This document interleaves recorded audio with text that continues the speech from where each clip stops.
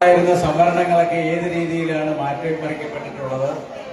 ഈ വക കാര്യങ്ങൾ വളരെ ആധികാരികമായിട്ട് നമ്മളെ പറഞ്ഞു മനസ്സിൽ തരാൻ പറ്റിയ ഒരു വ്യക്തിയാണ് ഡോക്ടർ ജോഷി. അദ്ദേഹം സംസ്ഥാന പിന്നോക്ക വികസന കോർപ്പറേഷന്റെ ഡയറക്ടറായിട്ട് റിട്ടയർ ആയ ആളാണ്. അദ്ദേഹത്തിന്റെ ധാരാളം അനുഭവങ്ങൾ നമുക്കൊക്കെ നല്ല പാഠമായിരിക്കും. ഇന്ന് നമ്മളുടെ സ്ഥിതി എവിടെയാണ്, നമ്മളുടെ കുട്ടികളുടെ സ്ഥിതി എവിടെയാണ്, അവരെ നമ്മൾക്ക് മുന്നോട്ട് നയിക്കുന്നതിന് എന്ത് മുന്നൊരുക്കങ്ങളാണ് നമ്മൾ ചെയ്യേണ്ടത്, ഈ വക കാര്യങ്ങൾ അദ്ദേഹത്തിൽ നിന്ന് നമുക്ക് മനസ്സിലാക്കാം. നിങ്ങൾക്ക് വേണ്ട പോയിന്റുകൾ നോട്ട് ചെയ്ത് പോലും പോകുന്നത് നല്ലതായിരിക്കും. ഡോക്ടർ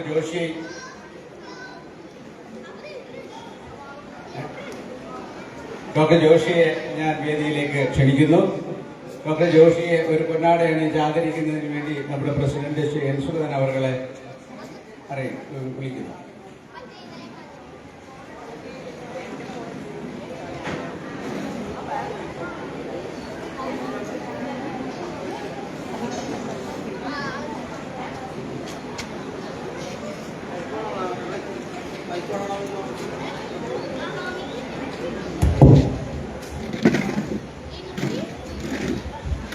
നമ്മുടെ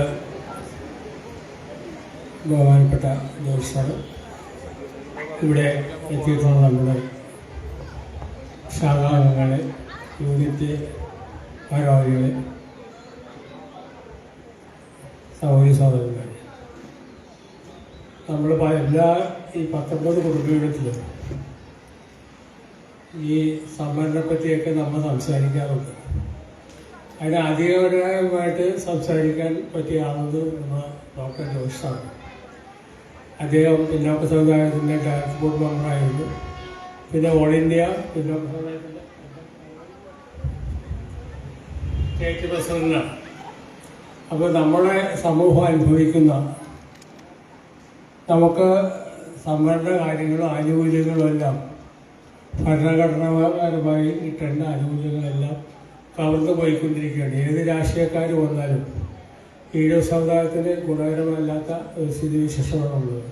ഇതെല്ലാം നമ്മൾ മനസ്സിലാക്കിയിരിക്കേണ്ട അത്യാവശ്യമാണ്. അതുകൊണ്ടാണ് ജോഷി സാറിനെ പോലുള്ള ആളുകളെ കൊണ്ട് നമ്മൾ എന്താണ് സംവരണം, എന്താണ് നമ്മൾ അനുഭവിക്കുന്ന ബുദ്ധിമുട്ടുകൾ എന്നെല്ലാം അറിയുന്നതിന് വേണ്ടിയാണ് അദ്ദേഹത്തിനെ ഇവിടെ ക്ഷണിച്ചു വിളിക്കുന്നത്. ഏതായാലും അദ്ദേഹത്തിനെ ആദ്യമായി പൊന്നാട അണിയിക്കുകയാണ്. അതിനുശേഷം ക്ലാസ് എടുക്കുന്നതിൻ്റെ അത് പ്രഭാഷണം നടത്തുന്നതിന് ക്ഷണിക്കുകയാണ്.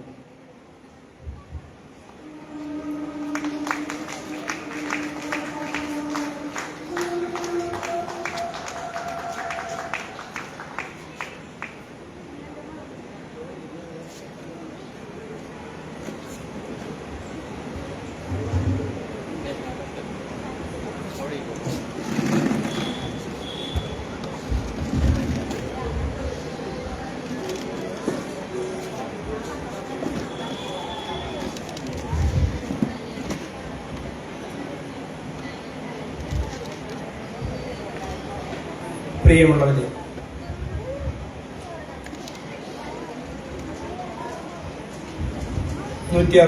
നമ്പർ സന്ധ്യപി യോഗത്തിന്റെ കീഴിലുള്ള ഏതാണ്ട് 19ഓളം കുടുംബ യൂണിറ്റുകളുടെ സംയുക്ത സമ്മേളനമാണ് കഴിഞ്ഞ ഇന്നലെയും ഇന്നുമായി നടക്കുന്നത്. കുട്ടികളുടെ കലാപരിപാടികളും മറ്റു പല ചടങ്ങുകളും ഇതോടൊപ്പം നടക്കുന്നുണ്ട്.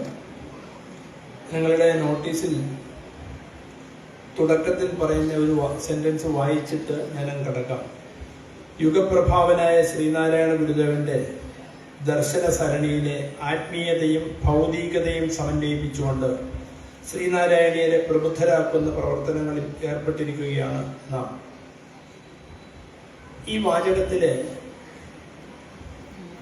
ഭൗതികത എന്ന വാക്കിൽ ഊന്നി നിന്നുകൊണ്ട് അതുമായി ബന്ധപ്പെട്ട ചില കാര്യങ്ങൾ നിങ്ങളുമായി ചർച്ച ചെയ്യുവാനാണ് ഞാൻ ആഗ്രഹിക്കുന്നത്. കാരണം ഈ ചൂടുള്ള സമയത്ത് ഞാൻ ഇതിനു മുമ്പും ഇവിടെ 1-2 തവണ വന്നിട്ടുണ്ട്.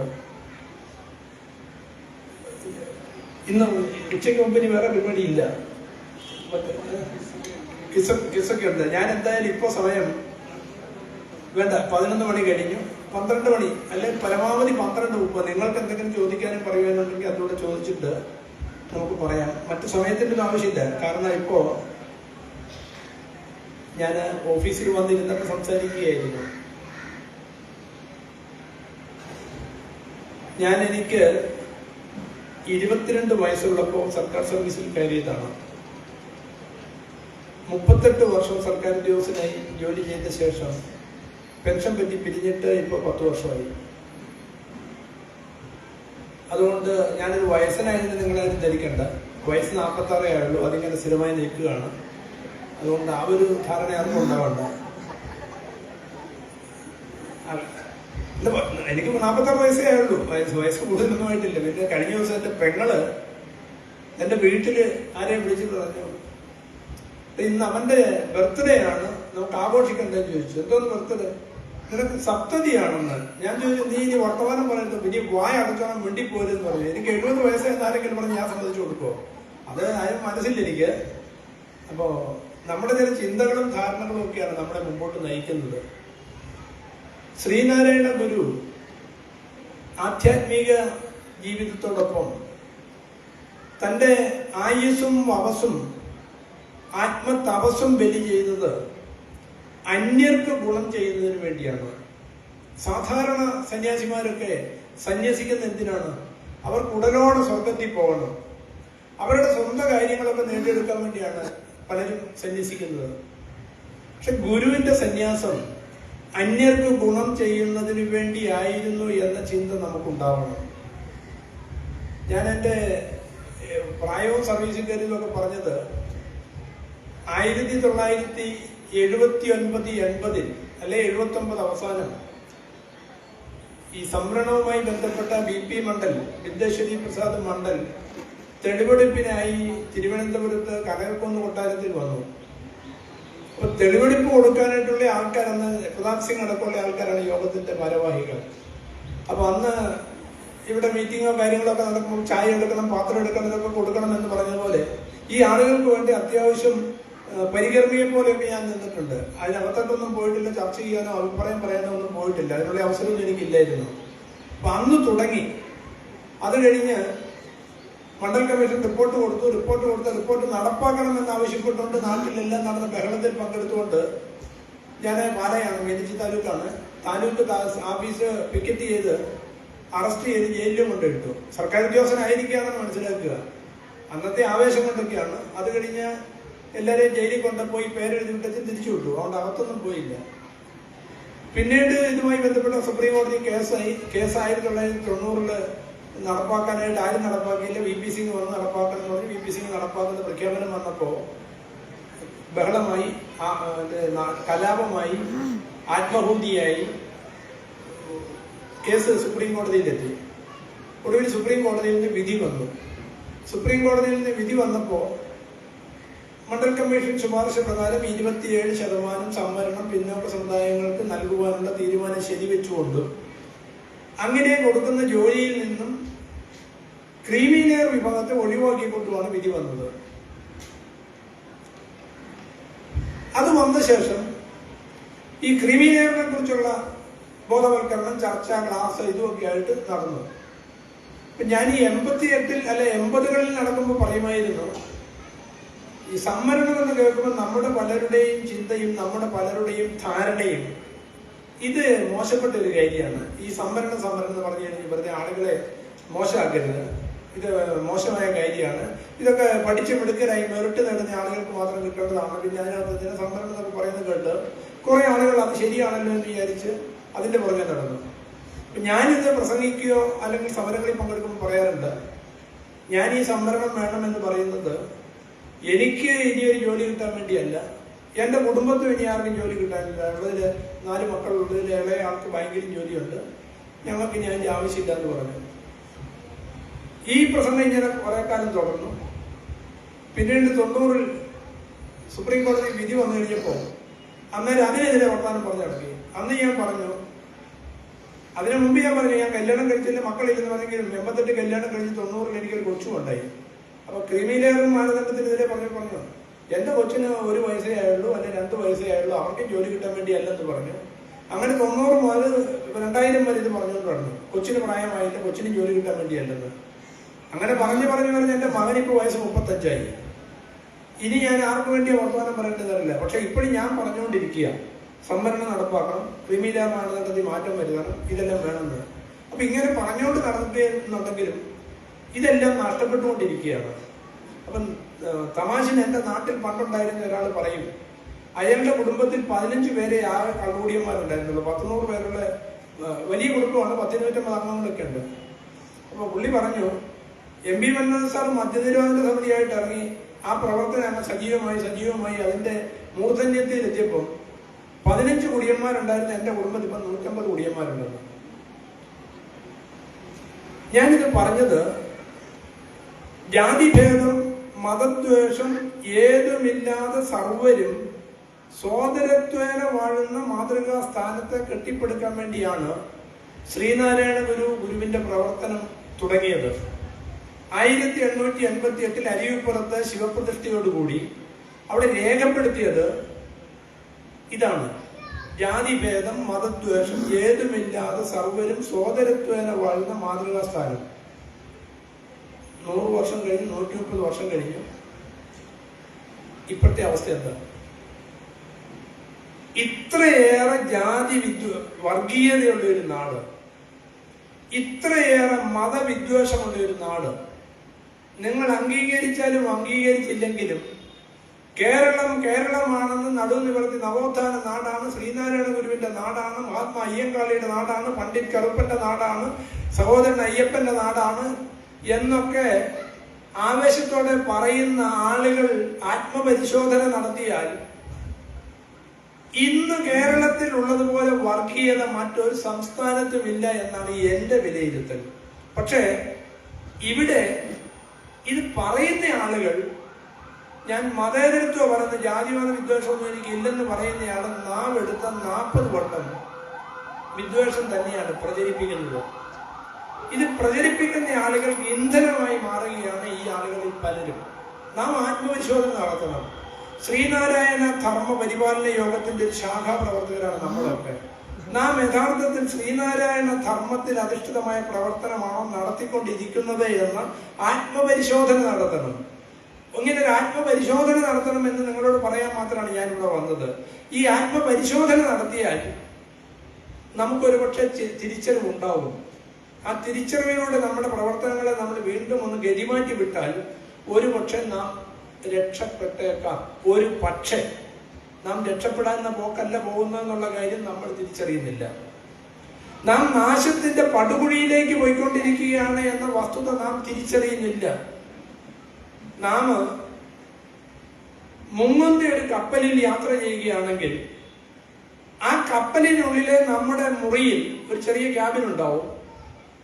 ആ ക്യാബിനകത്ത് ബാത്റൂമിലെ ടാപ്പ് ലീക്കാണ്, വെള്ളം ചോരുകയാണ് എന്ന് പറഞ്ഞ് നാം ബഹളം ഉണ്ടാക്കും. നാം യാത്ര ചെയ്യുന്ന കപ്പലിലെ നമ്മുടെ ക്യാബിനില് ടാപ്പ് ലീക്കാണ്, ആ ടാപ്പ് നന്നാക്കണം എന്ന് പറഞ്ഞ് നമ്മൾ ബഹളം ഉണ്ടാക്കും. അത്തരം ബഹളങ്ങളാണ് ഇപ്പൊ നമ്മൾ ഉണ്ടാക്കിക്കൊണ്ടിരിക്കുന്നത്. ഈ ബഹളം ഉണ്ടാക്കിക്കൊണ്ടിരിക്കുമ്പോൾ നാം തിരിച്ചറിയാതെ പോകുന്നൊരു വസ്തുത, നാം യാത്ര ചെയ്യുന്ന കപ്പലിന്റെ അടിഭാഗം മുഴുവൻ പൊളിഞ്ഞ് വെള്ളം കയറിക്കൊണ്ടിരിക്കുക. കപ്പല് മൊത്തത്തിൽ മുങ്ങിത്താഴാൻ പോവുകയാണ്. കപ്പല് മൊത്തത്തിൽ മുങ്ങിത്താഴാൻ പോകുന്നത് നമുക്ക് തിരിച്ചറിയാനാവുന്നില്ല. എന്നിട്ട് നാം നമ്മുടെ മുങ്ങിത്താഴാൻ പോകുന്ന കപ്പലിലെ നമ്മുടെ ക്യാബിനിലെ ടാപ്പിലെ വെള്ളം ലീക്കാണ്, ഇത് നന്നാക്കണം എന്ന് പറഞ്ഞ് നമ്മൾ സമരം നടത്തിക്കൊണ്ടിരിക്കുക. പക്ഷെ ഈ കപ്പല് മുങ്ങുകയാണ്. ഞാൻ ഈ കപ്പൽ മുങ്ങുമ്പോൾ നിങ്ങൾ രാഷ്ട്രീയമായി വേറൊന്നും തെറ്റിദ്ധരിച്ചേക്കരുത്. പണ്ട് പാർലമെന്റിലെ നിയമസഭയിലെ ഒരു മന്ത്രി, ഇപ്പൊ തോറ്റ മന്ത്രി പറഞ്ഞു, ഈ കപ്പൽ മുങ്ങില്ല, കപ്പിത്താൻ വളരെ സ്ട്രോങ് ആണ്, ഈ കപ്പൽ ആടി വിലയത്തിൽ മുമ്പോട്ട് പോകുന്നൊക്കെ പറഞ്ഞിട്ട് ഇപ്പൊ എന്തായെന്ന് എനിക്കറിയില്ല. രാഷ്ട്രീയത്തെ കുറിച്ച് ഞാനൊരു രാഷ്ട്രീയ പാർട്ടിയുടെ ആളല്ല, നമുക്ക് മനസ്സിലാക്കാൻ വേണ്ടി ചില കാര്യങ്ങൾ പറയുകയാണ്. ഈ പാർട്ടി ഇങ്ങനെ തകർന്ന് തരിപ്പണമാകുമെന്ന് ആരെങ്കിലും കരുതിയിരുന്നോ? ഇതുപോലെ പരാജയത്തിന്റെ വക്കിലേക്ക് പിണറായി വിജയൻ 6 ഘട്ടത്തിൽ പോകുമെന്ന് ആരെങ്കിലും കരുതിയിരുന്നോ? എല്ലാവരും ജയിച്ചു, പാലക്കാട് ഒറ്റപ്പാലത്ത് ശശി തോറ്റു തൊപ്പിയിടുമെന്ന് ആരെങ്കിലും കരുതിയിരുന്നോ? ഈ കൂടെ അയാളും ജയിക്കേണ്ടതല്ലായിരുന്നോ? ഞാൻ രാഷ്ട്രീയം പറയുന്നതല്ല, നമ്മുടെ ആലോചനയ്ക്കായി പറയുകയാണ്. ഞാൻ ഇങ്ങനെ ചില കാര്യങ്ങൾ പറഞ്ഞിട്ട് വേണ്ടി നിങ്ങൾക്ക് പറയാം. ഇപ്പോ വളരെ ആദരവോടുകൂടിയാണ് ഞാൻ പറയുന്നത്, തെറ്റിദ്ധരിക്കരുത്. ബഹുമാന്യനായ ജനറൽ സെക്രട്ടറി പറയുന്നുണ്ട് മലപ്പുറത്ത് നമുക്കൊരു വിദ്യാഭ്യാസ സ്ഥാപനം ഇല്ല എന്നുള്ളത് വസ്തുതയാണ്, വേണം. പക്ഷെ ഞാൻ നിങ്ങളോട് ഓർമ്മപ്പെടുത്താൻ ആഗ്രഹിക്കുന്നത് നമുക്കുള്ള വിദ്യാഭ്യാസ സ്ഥാപനങ്ങളുടെ സ്ഥിതി എന്താണെന്ന് ആരെങ്കിലും ആലോചിച്ചിട്ടുണ്ടോ? നമ്മുടെ അഭിമാനസ്ഥലമായ ശ്രീനാരായണ കോളേജ് കൊല്ലം, SN കോളേജ് കൊല്ലം, ശതാബ്ദി കഴിഞ്ഞ കൊല്ലം കോളേജ്, ആ കോളേജിന്റെ ഇന്നത്തെ അവസ്ഥ എന്താണെന്ന് ആളുകൾ ചിന്തിക്കുന്നുണ്ടോ? നമ്മുടെ വിദ്യാഭ്യാസ നയങ്ങൾ മാറിക്കൊണ്ടിരിക്കുന്നു എന്നുള്ള യാഥാർത്ഥ്യം ആരെങ്കിലും തിരിച്ചറിയുന്നുണ്ടോ? ദേശീയ വിദ്യാഭ്യാസ നയത്തിന്റെ അടിസ്ഥാനത്തിൽ പാഠ്യപദ്ധതികൾ പുതുക്കുന്നതും കോഴ്സുകളുടെയും കരിക്കുലത്തിന്റെയും ഉണ്ടാകുന്ന മാറ്റം നമ്മൾ ആരെങ്കിലും തിരിച്ചറിയുന്നുണ്ടോ? നമ്മളൊന്നും അറിയുന്നില്ല. മുങ്ങുന്ന കപ്പലിലെ കുളിമുറിക്കാത്ത വെള്ളം താപ്പ് നന്നാക്കണമെന്ന് നമ്മളിപ്പോഴും പറഞ്ഞുകൊണ്ടിരിക്കുന്നത്. ഈ നാട്ടിലുള്ള എല്ലാ ഉന്നത വിദ്യാഭ്യാസ സ്ഥാപനങ്ങളും ഓട്ടോണമസ് പദവി നേടിക്കൊണ്ടിരിക്കുകയാണ്, സ്വയംഭരണ സ്ഥാപനങ്ങളായി മാറുകയാണ്. അങ്ങനെ ഒന്നിലധികം കോളേജുകൾ ഉണ്ടായിരുന്ന കോളേജുകളെല്ലാം ചേർന്ന് കോർപ്പറേറ്റ് മാനേജർമാർ സർവകലാശാലകൾ സ്ഥാപിച്ചുകൊണ്ടിരിക്കുകയാണ്, ഡീം ടു ബി യൂണിവേഴ്സിറ്റികളായി മാറുകയാണ്. നമ്മളോ നമ്മുടെ കോളേജ് വെച്ചുകൊണ്ട് നമ്മൾ ഇരിക്കുകയാണ്. ഈ കോളേജുകൾക്ക് കുട്ടികൾ പഠിക്കാനുണ്ടോ എന്ന് ആരെങ്കിലും ചിന്തിക്കുന്നുണ്ടോ? കേരളത്തിലെ ഉന്നത വിദ്യാഭ്യാസ സ്ഥാപനങ്ങളിൽ ആർട്സ് ആൻഡ് സയൻസ് കോളേജുകളിൽ, എയ്ഡഡ് കോളേജുകളിൽ ഡിഗ്രി ക്ലാസ്സിൽ 4ഉം 5ഉം കുട്ടികൾ മാത്രമുള്ളതാണ്. ഞാൻ എന്റെ ചുറ്റുവട്ടത്ത് കോട്ടയം ജില്ലയിൽ കുറവിലങ്ങാട് ദേവമാതാ കോളേജും ഉടവൂർ സെന്റ് സ്റ്റീഫൻസ് കോളേജും കൂത്താട്ടുകുളം ഗവൺമെന്റ് കോളേജും അടക്കം പല കോളേജുകളിലും നേരിട്ട് അന്വേഷിച്ചപ്പോൾ ബോധ്യപ്പെട്ടത്, അതിൽ കുറവിലങ്ങാട് കോളേജിൽ എന്റെ മകൻ പഠിപ്പിക്കുന്ന അധ്യാപകനായിരുന്നു, അവിടുന്ന് കുട്ടികളില്ല.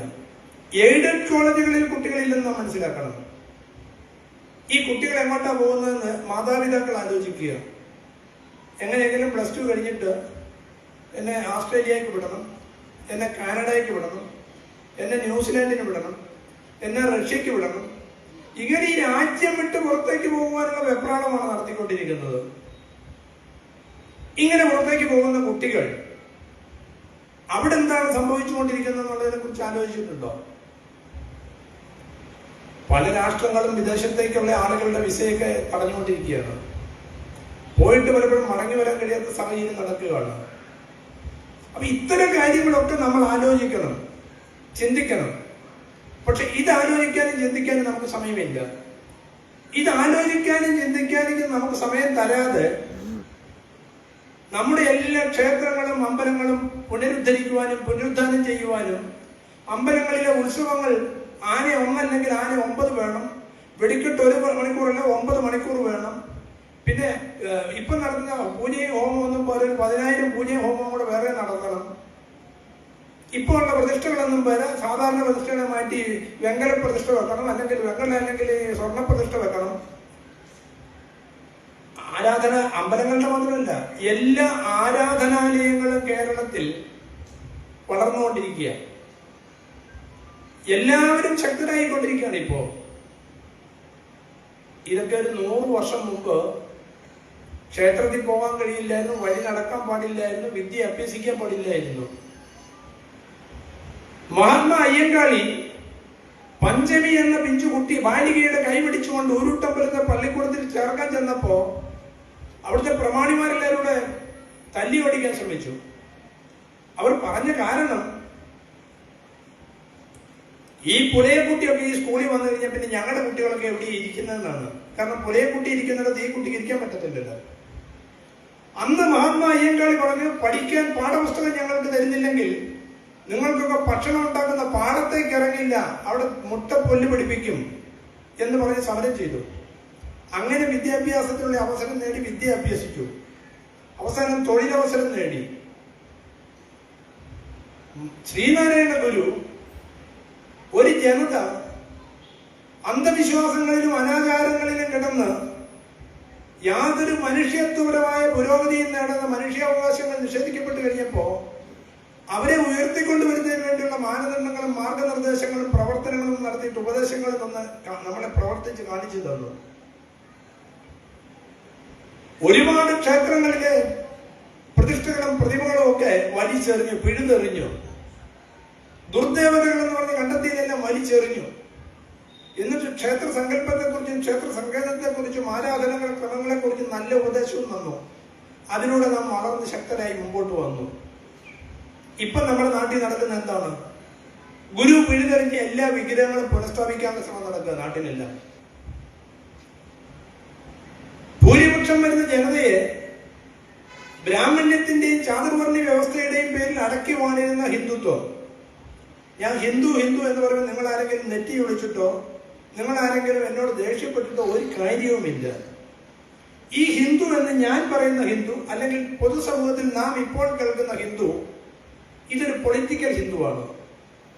ഈ ഹിന്ദു പ്രയോഗം അധികാരം ശക്തമാക്കാൻ വേണ്ടിയുള്ള, അധികാരം ഊട്ടിയുറപ്പിക്കാനുള്ള ഒരു ഹിന്ദു പ്രയോഗമാണ്.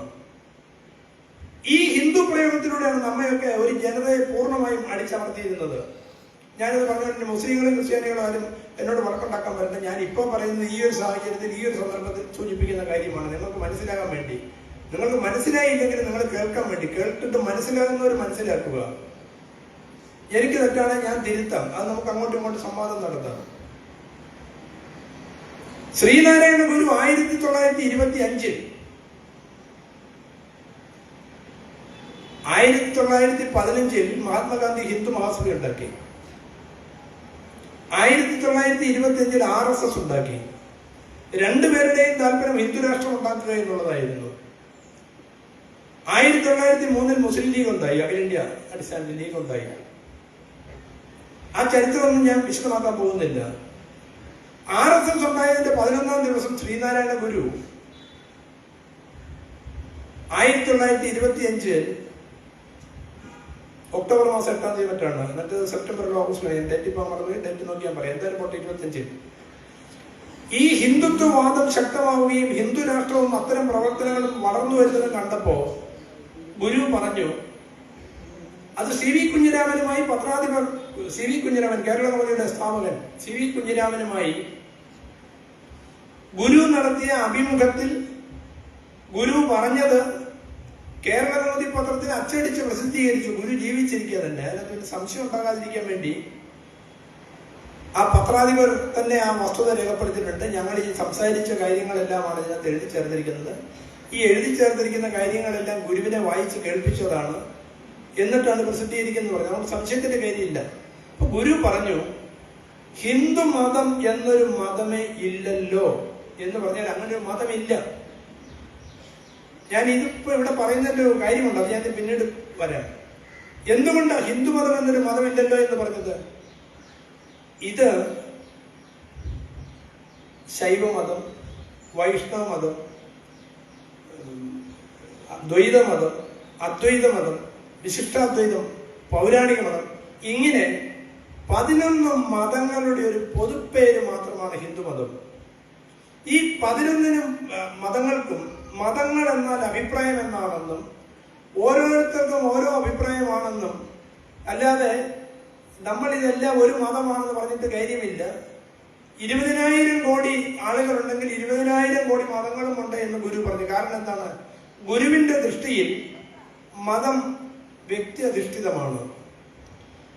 എന്റെ മതവിശ്വാസം എന്റെ സ്വന്തം വിശ്വാസത്തിന്റെ താല്പര്യങ്ങളുടെയും അടിസ്ഥാനത്തിൽ ഞാൻ ഉൾക്കൊള്ളുന്നതിനനുസരിച്ചാണ്. അങ്ങനെ അല്ലാതാക്കുവാനുള്ള പരിശ്രമം പലതരത്തിൽ നടക്കുന്നുണ്ട്. ആ പലതരത്തിൽ നടക്കുന്നതിന്റെ ഭാഗമാണ് ഇപ്പൊ ഹിന്ദു ഐക്യമൊക്കെ പറഞ്ഞു വരുന്ന ആളുകൾ. പക്ഷെ ഈ ഹിന്ദു ഐക്യം പറയുന്ന ആളുകളാരും ശബരിമലയിൽ മേൽശാന്തിയെ നിയമിക്കുവാൻ വേണ്ടി ഹിന്ദുവായിരിക്കണമെന്ന് നോട്ടിഫൈ ചെയ്യണമെന്ന് പറയാറില്ല.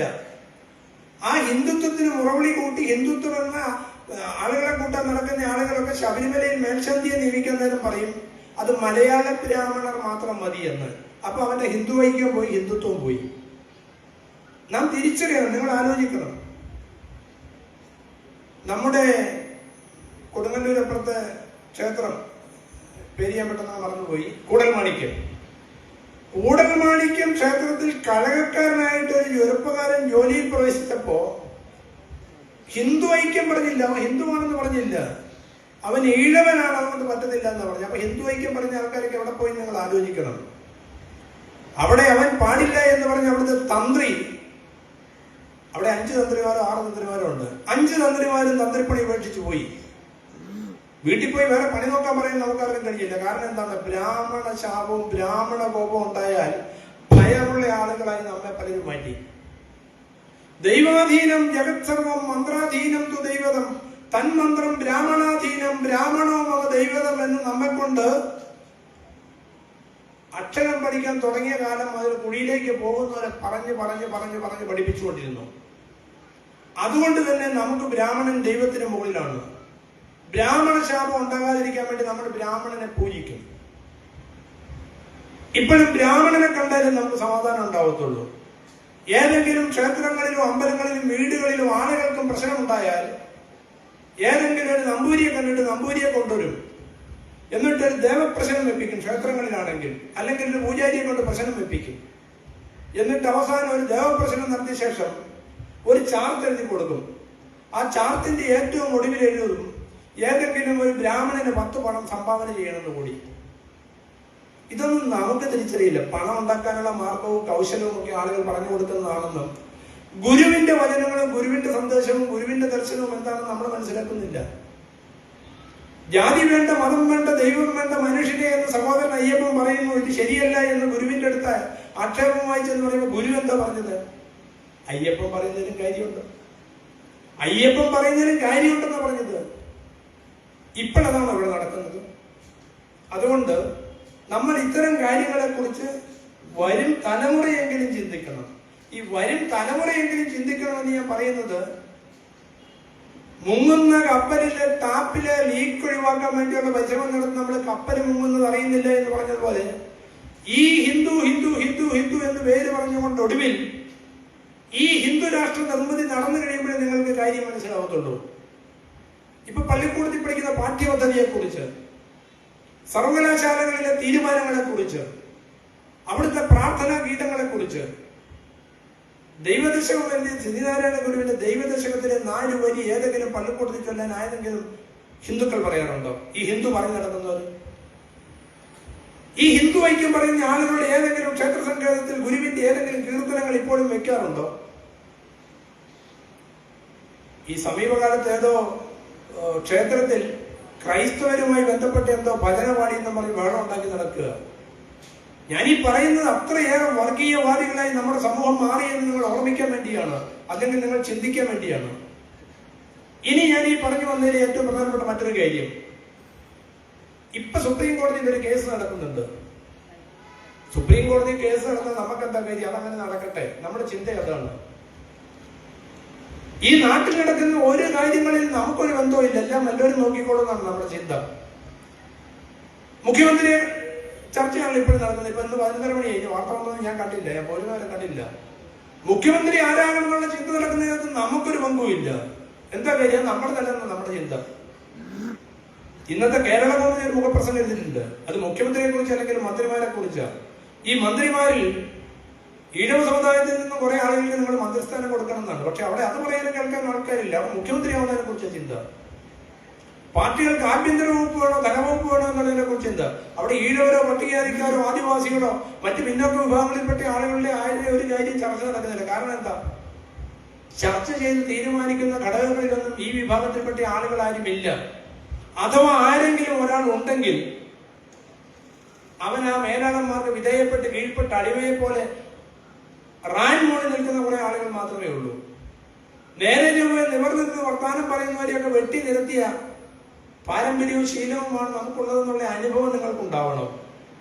ഞാൻ പറഞ്ഞു വന്ന വിഷയത്തിലേക്ക് വരാം. കാരണം ഈ 12 മണിയാകാൻ പോവുകയാണ്, 11:30 ആവുകയാണ്. സുപ്രീം കോടതിയിൽ നടക്കുന്ന കേസ് എന്താണെന്ന് നിങ്ങൾക്കറിയാമോ? സുപ്രീം കോടതിയിൽ നടക്കുന്ന കേസ് 9 അംഗ ഭരണഘടന വെച്ചാണ് കേസ് കേൾക്കുന്നത്. അതായത് ഇന്ത്യയിലെ ഭരണഘടനയുമായി ബന്ധപ്പെട്ട് അതിപ്രധാനമായ ഒരു കാര്യത്തെ കുറിച്ച് സുപ്രീം കോടതിയിൽ വാദം നടക്കുകയാണ്, തീർപ്പ് കൽപ്പിക്കാൻ പോകുകയാണ്. 9 അംഗ ബെഞ്ചാണ് ഭരണഘടനാ ബെഞ്ച്. 9 അംഗ ബെഞ്ചൊക്കെ വളരെ പ്രധാനപ്പെട്ട സന്ദർഭങ്ങളിൽ മാത്രം ഉണ്ടാവുക. മണ്ഡൽ കേസുമായി ബന്ധപ്പെട്ട 9 അംഗ ബെഞ്ചായിരുന്നു. അല്ലെങ്കിൽ 7 അംഗോ 5 അംഗോ ഒക്കെ ബെഞ്ചാണ് ഉണ്ടാവാറുള്ളൂ. ഈ 9 അംഗ ബെഞ്ചിൽ ചർച്ച നടക്കുന്നത്, വിസ്താരം നടക്കുന്നത്, വിചാരണ നടക്കുന്നത് നിങ്ങളുടെ ദൃഷ്ടിയിൽ ശബരിമലയിൽ സ്ത്രീകൾ പ്രവേശിക്കണം വേണ്ടോ എന്നുള്ളതിനെ കുറിച്ചാണെന്നാണ് നിങ്ങളുടെയും പൊതുസമൂഹത്തിന്റെയും ധാരണ. ശബരിമലയിൽ സ്ത്രീകൾ മാത്രം പ്രവേശിക്കണം എന്നുള്ളത് അതിനകത്തെ ഒരു ചെറിയ വിഷയം മാത്രമാണ്. അവിടെ ചർച്ച ചെയ്യപ്പെടുന്നത് സ്വാതന്ത്ര്യത്തെക്കുറിച്ചും സമത്വത്തെക്കുറിച്ചും സാഹോദര്യത്തെക്കുറിച്ചും സമഭാവനയെക്കുറിച്ചും സ്വാഭിമാനത്തെക്കുറിച്ചുമാണ് നമ്മുടെ ഭരണഘടന പറയുന്നത്. ശ്രീനാരായണ ഗുരു അരിയുപ്പുറത്ത് രേഖപ്പെടുത്തിയത് ഞാൻ നേരത്തെ സൂചിപ്പിച്ചു. അരിയുപ്പുറത്ത് രേഖപ്പെടുത്തിയിരിക്കുന്നത് തന്നെയാണ് ഇന്ത്യൻ ഭരണഘടനയുടെ ആമുഖത്തിൽ പ്രിയാമ്പിളിൽ രേഖപ്പെടുത്തിയിരിക്കുന്ന സ്വാതന്ത്ര്യം, സമത്വം, സാഹോദര്യം, സ്വാഭിമാനം തുടങ്ങിയ കാര്യങ്ങൾ. ഇവിടെ എല്ലാവർക്കും സ്വാതന്ത്ര്യവും സമത്വവും ഉണ്ടാവണം. ഒരാളോടും വിവേചനം കാണിക്കാൻ പാടില്ല. എല്ലാവർക്കും അവകാശവും തുല്യതയും ഉണ്ടാവണം. അന്തസ്സുണ്ടാവണം, സ്വാഭിമാനം ഉണ്ടാവണം. അങ്ങനെ ജീവിക്കാൻ കഴിയണം. പക്ഷേ ഹിന്ദുത്വത്തിന്റെ പേരിൽ, എസൻഷ്യൽ റിലീജിയസ് പ്രാക്ടീസിന്റെ പേരിൽ ഇന്ത്യയിലെ ജനങ്ങളിൽ ഭൂരിപക്ഷം വരുന്ന 80% ജനങ്ങൾ, 55% വരുന്ന OBC വിഭാഗവും 25% വരുന്ന SC/ST വിഭാഗവും ഈ ഹിന്ദു ഗണത്തിൽ പെട്ടിരുന്നില്ല. ഇവരൊക്കെ അവർണരായിരുന്ന ആളുകൾ ഹിന്ദു ഗണത്തിൽ പെട്ടിരുന്നില്ല. നാം മനസ്സിലാക്കണം, നിങ്ങൾ അറിയണം. ഈ ഹിന്ദുക്കളെ കുറിച്ചുള്ള ഒരു ചർച്ച എന്താണെന്നുള്ളത് നിങ്ങൾ മനസ്സിലാക്കണം. ആരാണ് ഹിന്ദു എന്ന് 1881 സെൻസസിൽ ജാതി തിരിച്ച കണക്കെടുപ്പ് നടത്തിയിരുന്നു. 1891 വരെ അത് നടന്നു. പക്ഷേ ഈ സെൻസസ് ആരംഭിച്ച കാലത്ത് ഈ അവർണരെന്നും ഐത്തജാതിക്കാരെന്നും മുദ്രകുത്തി മാറ്റി നിർത്തിയിരിക്കുന്ന ആളുകളെ ഹിന്ദുക്കളായി ഉൾപ്പെടുത്താൻ ഒരു ശ്രമം നടന്നപ്പോ ഇവിടുത്തെ സനാതന ഹിന്ദുക്കൾ എന്ന് പറയുന്ന ആളുകൾ അതിനെതിരെ കലാപമുണ്ടാക്കി. അവസാനം ആരായിരിക്കണം ഹിന്ദു എന്ന് രേഖപ്പെടുത്തുന്നതിന് അന്നത്തെ സെൻസസ് കമ്മീഷണറായിരുന്ന E.A. ഗേറ്റ് ഒരു മാനദണ്ഡം നിശ്ചയിച്ചു. ആ മാനദണ്ഡം എന്താണെന്ന് വെച്ചാൽ അത് നിങ്ങൾക്ക് ഇപ്പോഴും പ്രസക്തമാണ്. ആരാണ് ഹിന്ദു എന്ന് തിരിച്ചറിയാനുള്ള മാനദണ്ഡം ഞാനൊന്ന് പറയാം. ആ ഓരോ ചോദ്യത്തിന്റെയും ഉത്തരം നിങ്ങളുടെ മനസ്സിൽ നിങ്ങൾ കാണുക. ചോദ്യം ഞാനൊന്ന് വായിക്കാം. ബ്രാഹ്മണർ പൂജിക്കുന്ന ക്ഷേത്രങ്ങളിൽ പ്രവേശനം ഉണ്ടോ? 100 വർഷം മുമ്പത്തെ ചോദ്യമാണെന്ന് മനസ്സിലാക്കണം. 931 850 ഈ സെൻസസ് നടക്കുന്ന കാലഘട്ടത്തിൽ 31 ശേഷം ഇവിടെ ജാതി ചേർക്കുന്നില്ല, 31 ഉണ്ടായിരുന്നു. അപ്പൊ 1881 തുടങ്ങിയ അതിന് പിന്നീട് വന്ന സെൻസസിൽ ചേർക്കുന്നതിനെ കുറിച്ച് ചോദിച്ചപ്പോൾ അന്നത്തെ E.A. ഗേറ്റ് എന്ന് പറയുന്നയാൾ അന്ന് ബ്രിട്ടീഷ് ഇന്ത്യയിലെ സെൻസസ് കമ്മീഷണറായിരുന്നു. 1911 ഇത് നടക്കുന്നത്. 1911 ബ്രാഹ്മണർ പൂജിക്കുന്ന ക്ഷേത്രങ്ങളിൽ നിങ്ങൾക്ക് പ്രവേശനമുണ്ടോ? ഒന്നാമത്തെ ചോദ്യം. രണ്ടാമത്തെ ചോദ്യം, പൂജാതി കർമ്മങ്ങളിൽ ബ്രാഹ്മണരുടെ സേവനങ്ങൾ ലഭ്യമാണോ? മൂന്നാമത്തെ ചോദ്യം, സനാതന ധർമ്മ ബ്രാഹ്മണിക് ദൈവങ്ങളെ ആരാധിക്കുന്നുണ്ടോ? നാലാമത്തെ ചോദ്യം, ഐക്യത്തിന് വിധേയമാവുന്നുണ്ടോ? ആദ്യത്തെ 3 ചോദ്യങ്ങൾക്കും ഉണ്ട് എന്നും ഐക്യത്തിന് വിധേയമാവുന്നുണ്ടോ എന്ന ചോദ്യത്തിന് ഇല്ല എന്നുമാണ് ഉത്തരമെങ്കിൽ നിങ്ങൾ ഹിന്ദുവാണ്. ഞാൻ ഓരോ ചോദ്യം നിങ്ങളുടെ ചോദിച്ചു പറയാം. കാരണം ഞാൻ ഈ ഹിന്ദുവിന്റെ പ്രാധാന്യം കൊണ്ട് സംസാരിക്കുന്നതിന് കാരണമുണ്ട്. അത് നിങ്ങൾക്ക് മനസ്സിലാക്കാനുള്ള ശേഷിയോ സമയം ആയിട്ടുണ്ടാവുമെന്ന് ഞാൻ കരുതുന്നില്ല. അല്ലെങ്കിൽ ഉണ്ടാവാം, പക്ഷെ നിങ്ങൾക്കത് പറയാൻ മടിയുണ്ടാവും.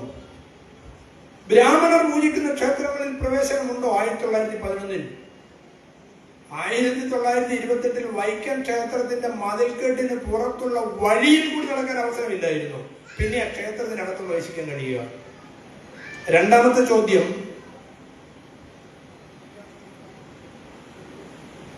പൂജാതി കർമ്മങ്ങളിൽ ബ്രാഹ്മണരുടെ സേവനങ്ങൾ ലഭ്യമാണോ എന്ന്.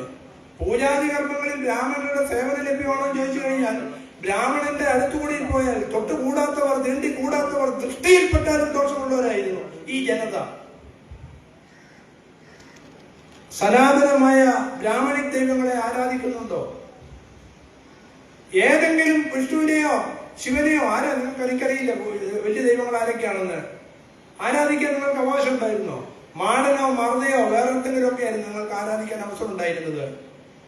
അപ്പോ ഞാൻ ഈ പറഞ്ഞതിന്റെ ചുരുക്കം, ഈ മാനദണ്ഡത്തിന്റെ അടിസ്ഥാനത്തിൽ ഈ ആളുകളാരും ഹിന്ദുക്കളായിരുന്നില്ല. പിന്നെ നമ്മൾ എപ്പോഴാണ് ഹിന്ദുക്കളായത്?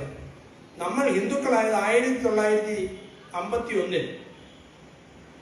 ഈ സ്വതന്ത്ര ഇന്ത്യയിലെ ആദ്യ സെൻസസ് വന്നപ്പോ 31 വരെ ഉണ്ടായിരുന്നു. 41 പരിമിതമായ തോതിലായിരുന്നു. 51 പറഞ്ഞു ഇനി സിഖും പാഴ്സിയും മുസ്ലിമും ക്രിസ്ത്യനും എല്ലാം നിങ്ങൾ എഴുതിക്കൊള്ളൂ, ബാക്കി വരുന്ന എല്ലാ അവശേഷിക്കുന്നവരും റെസിഡ്യൂവൽ കാറ്റഗറീസും നിങ്ങൾ ഹിന്ദു എന്ന് എഴുതിക്കൊള്ളാൻ പറഞ്ഞു. അങ്ങനെയാണ് ഈഴവനും പുലയനും ചെട്ടിയും അല്ലെങ്കിൽ മറ്റും പിന്നോക്ക സമുദായങ്ങളിൽപ്പെട്ട ആളുകളൊക്കെ ഹിന്ദുവായി മാറിയത്.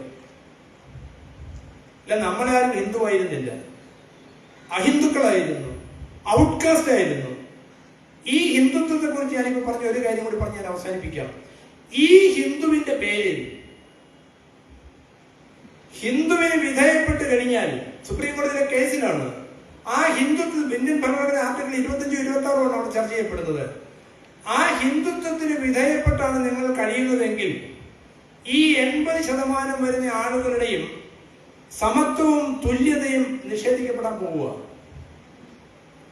ആ ബ്രാഹ്മണ്യം പറയുന്ന ഹിന്ദുത്വം നിശ്ചയിക്കുന്ന ജോലികളിലും തൊഴിലുകളിലും അവർ പറയുന്ന ആചാര അനുഷ്ഠാനങ്ങളിലും അവർ നിശ്ചയിക്കുന്നതിന് വിധേയപ്പെട്ട് നിങ്ങളുടെ സമത്വത്തിനും തുല്യതയ്ക്കും സ്വാതന്ത്ര്യത്തിനും വേണ്ടിയുള്ള അവകാശങ്ങൾ ഹനിക്കപ്പെടാൻ പോകുന്ന തീരുമാനമാണ് സുപ്രീം കോടതിയിലെ 9-അംഗ ബെഞ്ചിൽ ഉണ്ടാകാൻ പോകുന്നത്. ആരാണ് ഹിന്ദുവിന് വേണ്ടി പറയുന്നത് എന്ന് ചോദിക്കാൻ സുപ്രീം കോടതിയിൽ ആരുമില്ല. ഞാൻ ആ വാദമുഖങ്ങളെല്ലാം കുറേശ്ശെ കേൾക്കുന്നുണ്ട്. അത് പറയുന്നതിന് കാരണം ആ സുപ്രീം കോടതിയിലെ കേസ് നടന്നപ്പോൾ അതിനകത്ത് കക്ഷിയാവാനായിട്ട് ഇവിടുന്നാരും പോയി ഞാൻ കണ്ടിട്ടില്ല.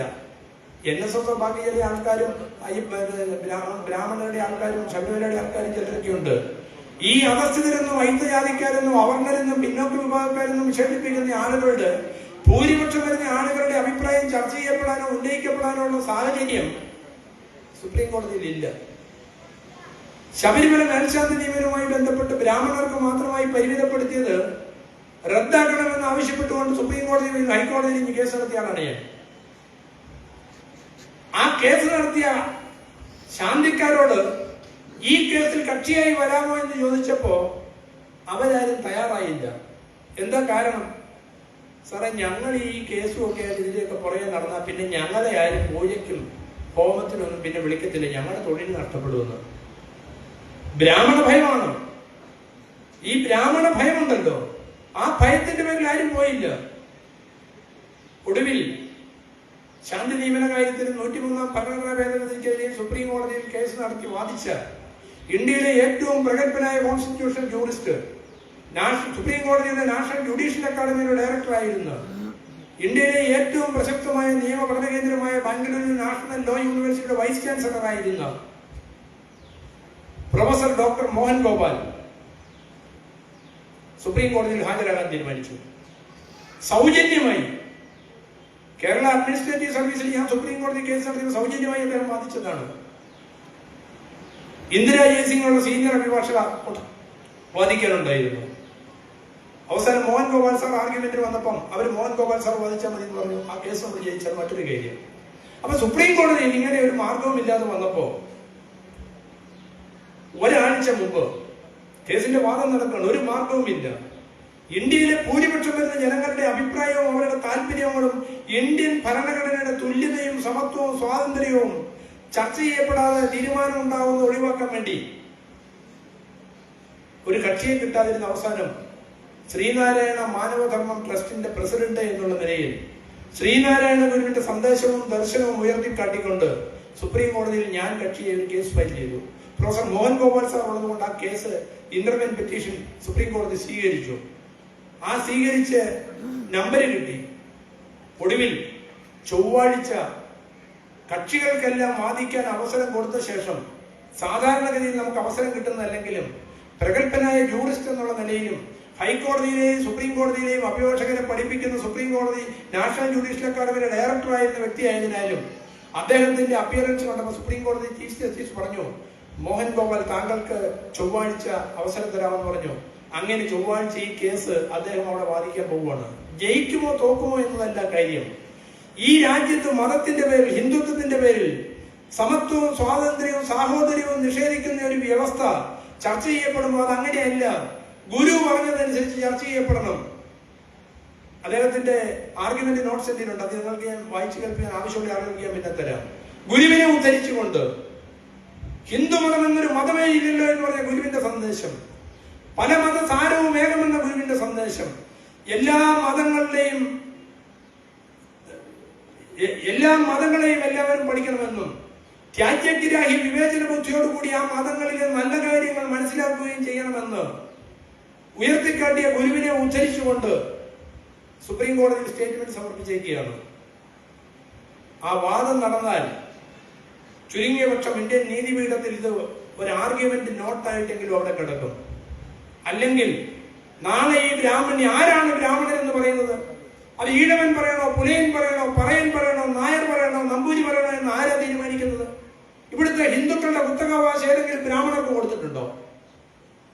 നിങ്ങൾ ആരെങ്കിലും പണയപ്പെടുത്തിയിട്ടുണ്ടോ? പക്ഷെ നിങ്ങളെ വിശ്വസിപ്പിക്കുന്ന ആ ഹിന്ദുത്വം, അതിന്റെ അടിസ്ഥാനം മറ്റൊരു കേസിൽ സുപ്രീം കോടതി പറഞ്ഞിട്ടുണ്ട്, വേദങ്ങൾക്ക് വിധേയപ്പെട്ട് ജീവിക്കുന്നവരാണ് ഹിന്ദുക്കളെന്ന്, ബ്രാഹ്മണ്യത്തിന് വിധേയപ്പെട്ട് കഴിയുന്നവരാണ് ഹിന്ദുക്കളെന്ന്. നിങ്ങൾ ആർക്കെങ്കിലും അടിമപ്പെട്ട് വിധേയപ്പെട്ട് കഴിയാനാണ് ആഗ്രഹിക്കുന്നതെങ്കിൽ നിങ്ങൾക്ക് അങ്ങനെയാവാം.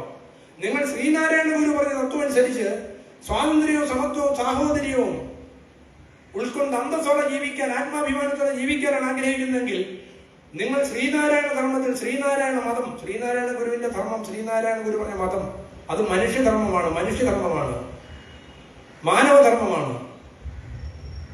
ഇത് നമുക്ക് തിരിച്ചറിയാൻ കഴിയുന്നില്ല. ഇപ്പൊ നമ്മളെല്ലാം നേരം വെളുത്ത വൈകുന്നേരം ആകുമ്പോഴത്തേക്കും, ഇപ്പൊ എനിക്കറിയില്ല നമ്മളൊക്കെ എങ്ങനെയാണ് ഈ ബ്രാഹ്മണ്യത്തിന് കീഴിലേക്ക് പോകുന്നത് നിങ്ങൾ ആലോചിക്കുക. ചുറ്റുവട്ടത്തുള്ള ക്ഷേത്രങ്ങളിൽ കഴിഞ്ഞ 2-3 കൊല്ലം മുമ്പായിട്ട് തിരുവാതിര കളിയായിരുന്നു. തിരുവാതിരകളിയുടെ പേരിൽ എല്ലാവരും പോകും, പട്ടികജാതിപ്പെട്ടവർ പോകും, ഈഴവര് പോകും, പുലയര് പോകും, വിശ്വകർമ്മര് പോകും. എങ്ങനെയെങ്കിലും ഈ അമ്പല ചുറ്റുവട്ടത്ത് നിങ്ങളെ എത്തിക്കാന്നേ അവർക്ക് താല്പര്യമുള്ളൂ. അവിടെ ചെന്ന് കഴിഞ്ഞാൽ എന്റെ ശാഖയുടെ സെക്രട്ടറി ഒരിക്കൽ പറഞ്ഞു എന്നോട്, ഇതുവരെ അമ്പലത്തിലേക്ക് നമ്മളെ ആരും വിളിച്ചില്ല, ഇപ്പൊ ഞങ്ങളെയൊക്കെ വിളിച്ചിട്ടുണ്ടല്ലോ എന്ന്.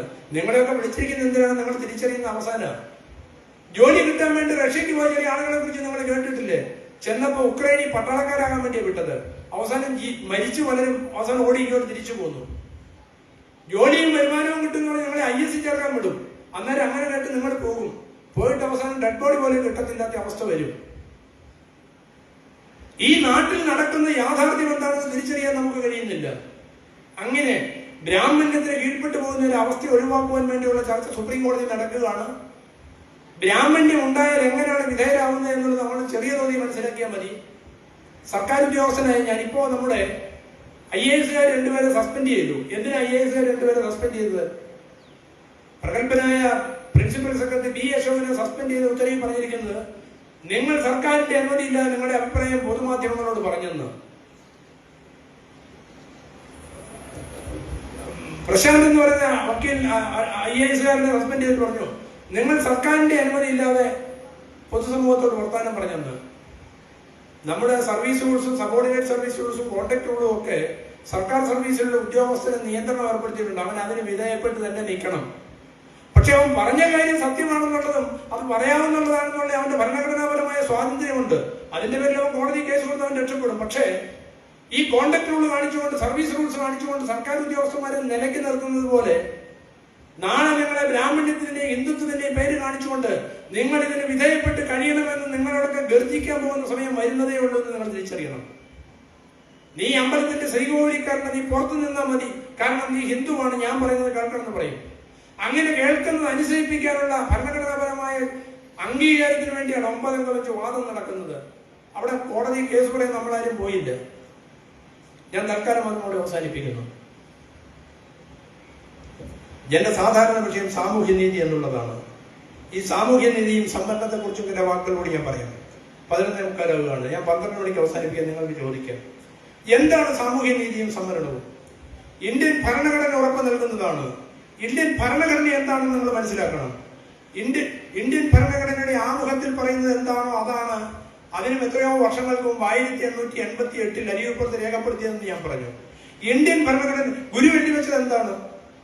ജാതിഭേദം, മതദ്വേഷം ഏതുമില്ലാതെ സർവ്വരും സ്വാഗതത്തോടെ വാഴുന്ന മാതൃകാ സ്ഥാനമാണ് ചെന്നാണ്. പക്ഷെ അങ്ങനെ ആയിരുന്നില്ല. ജാതിഭേദം ഉണ്ടായിരുന്നു, മതവിദ്വേഷം ഉണ്ടായിരുന്നു, സാഹോദര്യമില്ലായിരുന്നു, സമത്വമില്ലായിരുന്നു, സ്വാതന്ത്ര്യമില്ലായിരുന്നു.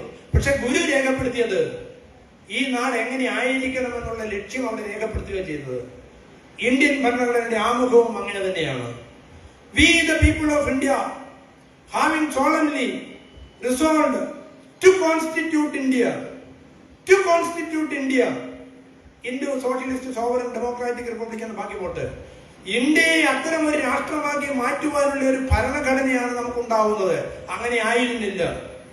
അങ്ങനെ സമത്വവും സാഹോദര്യവും തുല്യതയും നീതിയും ഉറപ്പാക്കുന്നതിന് വേണ്ടി നടപ്പാക്കിയ പല ഭരണഘടനാ പരിരക്ഷകളുടെയും മൗലിക അവകാശങ്ങളുടെയും പട്ടികയിൽപ്പെട്ടതാണ് ഇന്ത്യൻ ഭരണഘടന ആർട്ടിക്കിൾ 16(4). ഇന്ത്യൻ ഭരണഘടന ആർട്ടിക്കിൾ 16(4) എന്താണ് പറയുന്നത്? മതിയായിടത്തോളം പ്രാതിനിധ്യം ലഭിച്ചിട്ടില്ലാത്ത പിന്നോക്ക വിഭാഗങ്ങളിൽപ്പെട്ടവർക്ക് പദവികളും തസ്തികകളും സംവരണം ചെയ്യുന്നതിന് വ്യവസ്ഥ ഉണ്ടാക്കി 16(4). ഈ പിന്നോക്ക വിഭാഗം എന്ന് പറയുമ്പോൾ നിങ്ങളൊരു കാര്യം മനസ്സിലാക്കണം. ഈ പിന്നോക്കം എന്ന പദം കൊണ്ട് നമ്മളെല്ലാവരുടെയും പിന്നിലാണെന്നല്ല അർത്ഥം. നമ്മൾ ഏതെങ്കിലും മുന്നോക്കം എന്ന് പറയുന്ന ആൾക്കാരുടെ പിറകിലാണെന്നല്ല അർത്ഥം. അല്ലെങ്കിൽ മുന്നോക്കം എന്ന് പറയുന്ന ആ പൗരന്മാരിൽ നിന്ന് എന്തെങ്കിലും കുറ്റങ്ങളോ കുറവുകളോ ദൗർബല്യങ്ങളോ ഉള്ളവരാണെന്നല്ല അതിന്റെ അർത്ഥം. ഈ പിന്നോക്കം എന്ന വാക്കിനർത്ഥം push back from the power, അധികാര സ്ഥാനങ്ങളിൽ നിന്നും പിന്തള്ളപ്പെട്ടവർ എന്നാണ് അതിന്റെ അർത്ഥം. അധികാര സ്ഥാനങ്ങളിൽ നിന്നും പിന്തള്ളപ്പെട്ടവർക്ക് സ്വാഭാവിക നീതി സാമാന്യമായി നൽകപ്പെടില്ല.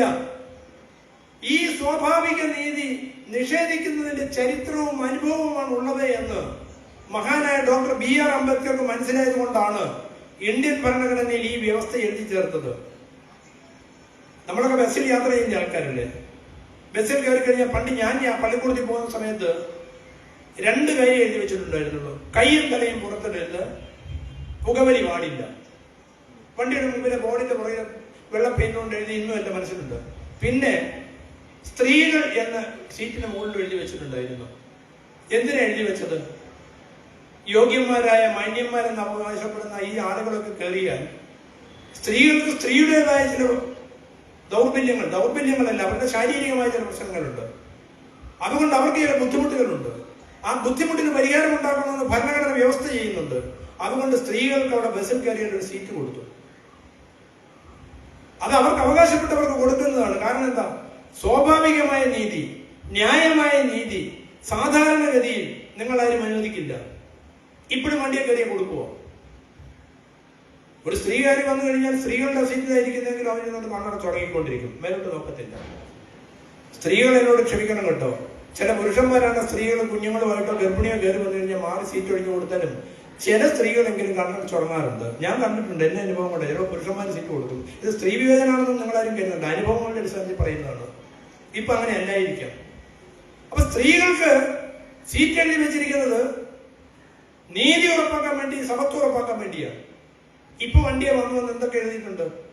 സ്ത്രീകൾ മാത്രമല്ല, പിന്നെന്തെല്ലാം ഉണ്ട്? വികലാംഗർ എന്നൊരു ബോർഡുണ്ട്, അല്ലെ ഭിന്നശേഷിക്കാരെന്നൊരു ബോർഡുണ്ട്. അമ്മയും കുഞ്ഞെന്ന് പണ്ടൊരു ബോർഡുണ്ടായിരുന്നു. അമ്മയും കുഞ്ഞെന്ന് ബോർഡ് എഴുതി കഴിഞ്ഞിട്ട് 50 വയസ്സുള്ള അമ്മ 25 വയസ്സുള്ള മോളോടൊക്കെ വരുന്നു. നിങ്ങളെന്തായിരിക്കും? പിന്നെ എന്റെ കുഞ്ഞല്ലേ എന്റെ അടുത്തിരിക്കുന്നതെന്ന് പറഞ്ഞു. ഒടുവിൽ അത് തിരുത്തിയിട്ട് നിങ്ങൾ ആലോചിക്കുന്നത് നാട്ടിൽ നടന്ന യാത്ര വണ്ടിയെ കയറിയാൽ എഴുതി വെച്ചിരുന്ന അമ്മയും കൈക്കുഞ്ഞുമെന്ന്. പറ്റുന്ന അമ്മയും കുഞ്ഞില്ല. നമ്മുടെ നാട്ടിൽ നീതി സ്വാഭാവികമായി നടപ്പായില്ല. ഇത് തിരിച്ചറിഞ്ഞിട്ടാണ് ഈ ഭരണഘടന വ്യവസ്ഥ എഴുതി വെച്ചത്. ഇന്ത്യ സ്വാതന്ത്ര്യം നേടുന്നതിനെ കുറിച്ചുള്ള ചർച്ച 1930-കളിൽ നടന്നു. വട്ടമേശ സമ്മേളനങ്ങളിൽ ചർച്ചയുണ്ടായി.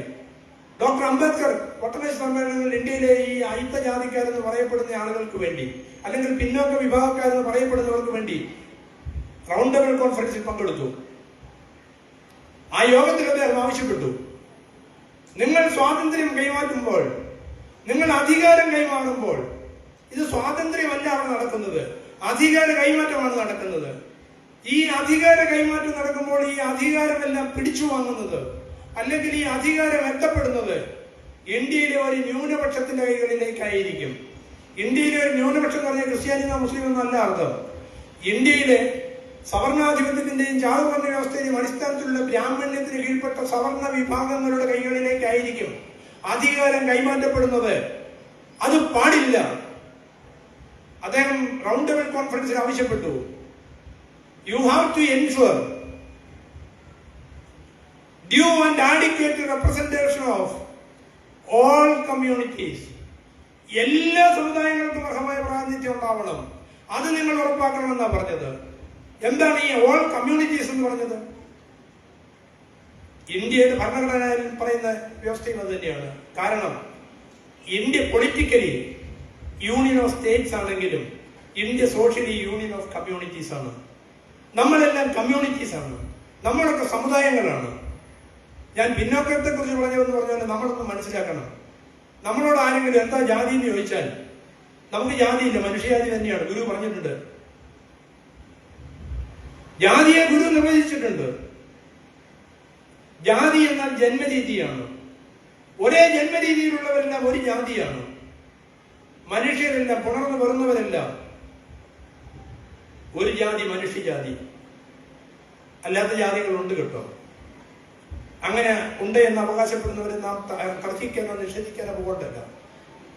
അത് ഋഗ്വേദത്തിലെ പുരുഷ സൂക്തത്തിൽ പറയുന്നുണ്ട്.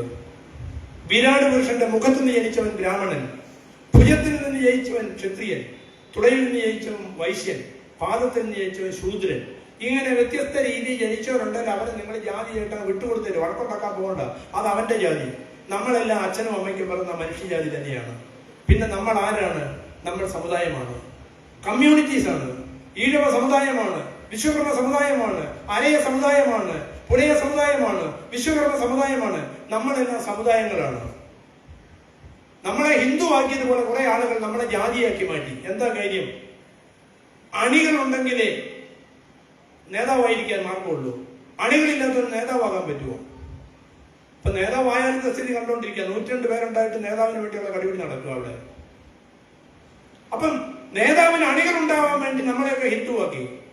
ആ ഹിന്ദുത്വമാണ് 1900 നമ്മുടെ കമ്മ്യൂണൽ അവാർഡ് ഉണ്ടാക്കിയപ്പോ, കമ്മ്യൂണൽ അവാർഡ് എന്ന് പറഞ്ഞു കഴിഞ്ഞാൽ ഡോക്ടർ അംബേദ്കർ ബ്രിട്ടീഷുകാരുമായി ചർച്ച ചെയ്ത് പറഞ്ഞു, നിങ്ങൾ അധികാരം കൈമാറുമ്പോ അയിത്തജാതിക്കാരെ എല്ലാം അവർ ഒഴിവാക്കും. അതുകൊണ്ട് ഞങ്ങളുടെ ജനപ്രതിനിധിയെ തെരഞ്ഞെടുക്കുവാനായിട്ട് ഞങ്ങൾക്ക് പ്രത്യേക അവകാശം വേണം. ഞങ്ങളുടെ പ്രതിനിധിയെ ഞങ്ങൾ തന്നെ തെരഞ്ഞെടുത്തു കൊള്ളാം. ഞങ്ങൾ തന്നെ തെരഞ്ഞെടുക്കുമ്പോ ഞങ്ങളുടെ താല്പര്യങ്ങൾ സംരക്ഷിക്കുന്നവൻ, ഞങ്ങളോട് വിധേയത്വമുള്ളവൻ, ഞങ്ങളോട് കടപ്പാടുള്ളവനെ ഞങ്ങൾക്ക് തെരഞ്ഞെടുക്കാനാവുമെന്ന് പറഞ്ഞു.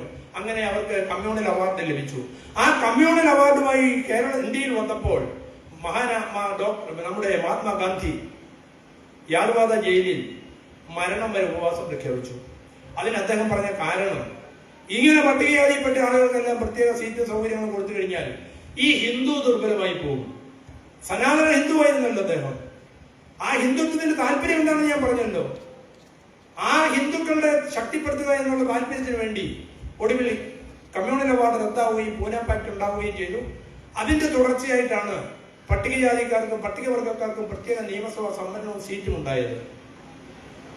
അവസാനം അങ്ങനെ തെരഞ്ഞെടുക്കപ്പെട്ടു പോകുന്ന ആളുകളുടെയൊക്കെ കൂറും കടപ്പാടും പാർട്ടി ടിക്കറ്റ് കൊടുത്ത പാർട്ടി മേലാളന്മാരോട് മാത്രമായി, ആ സമുദായത്തോടും സമൂഹത്തോടും ഇല്ല.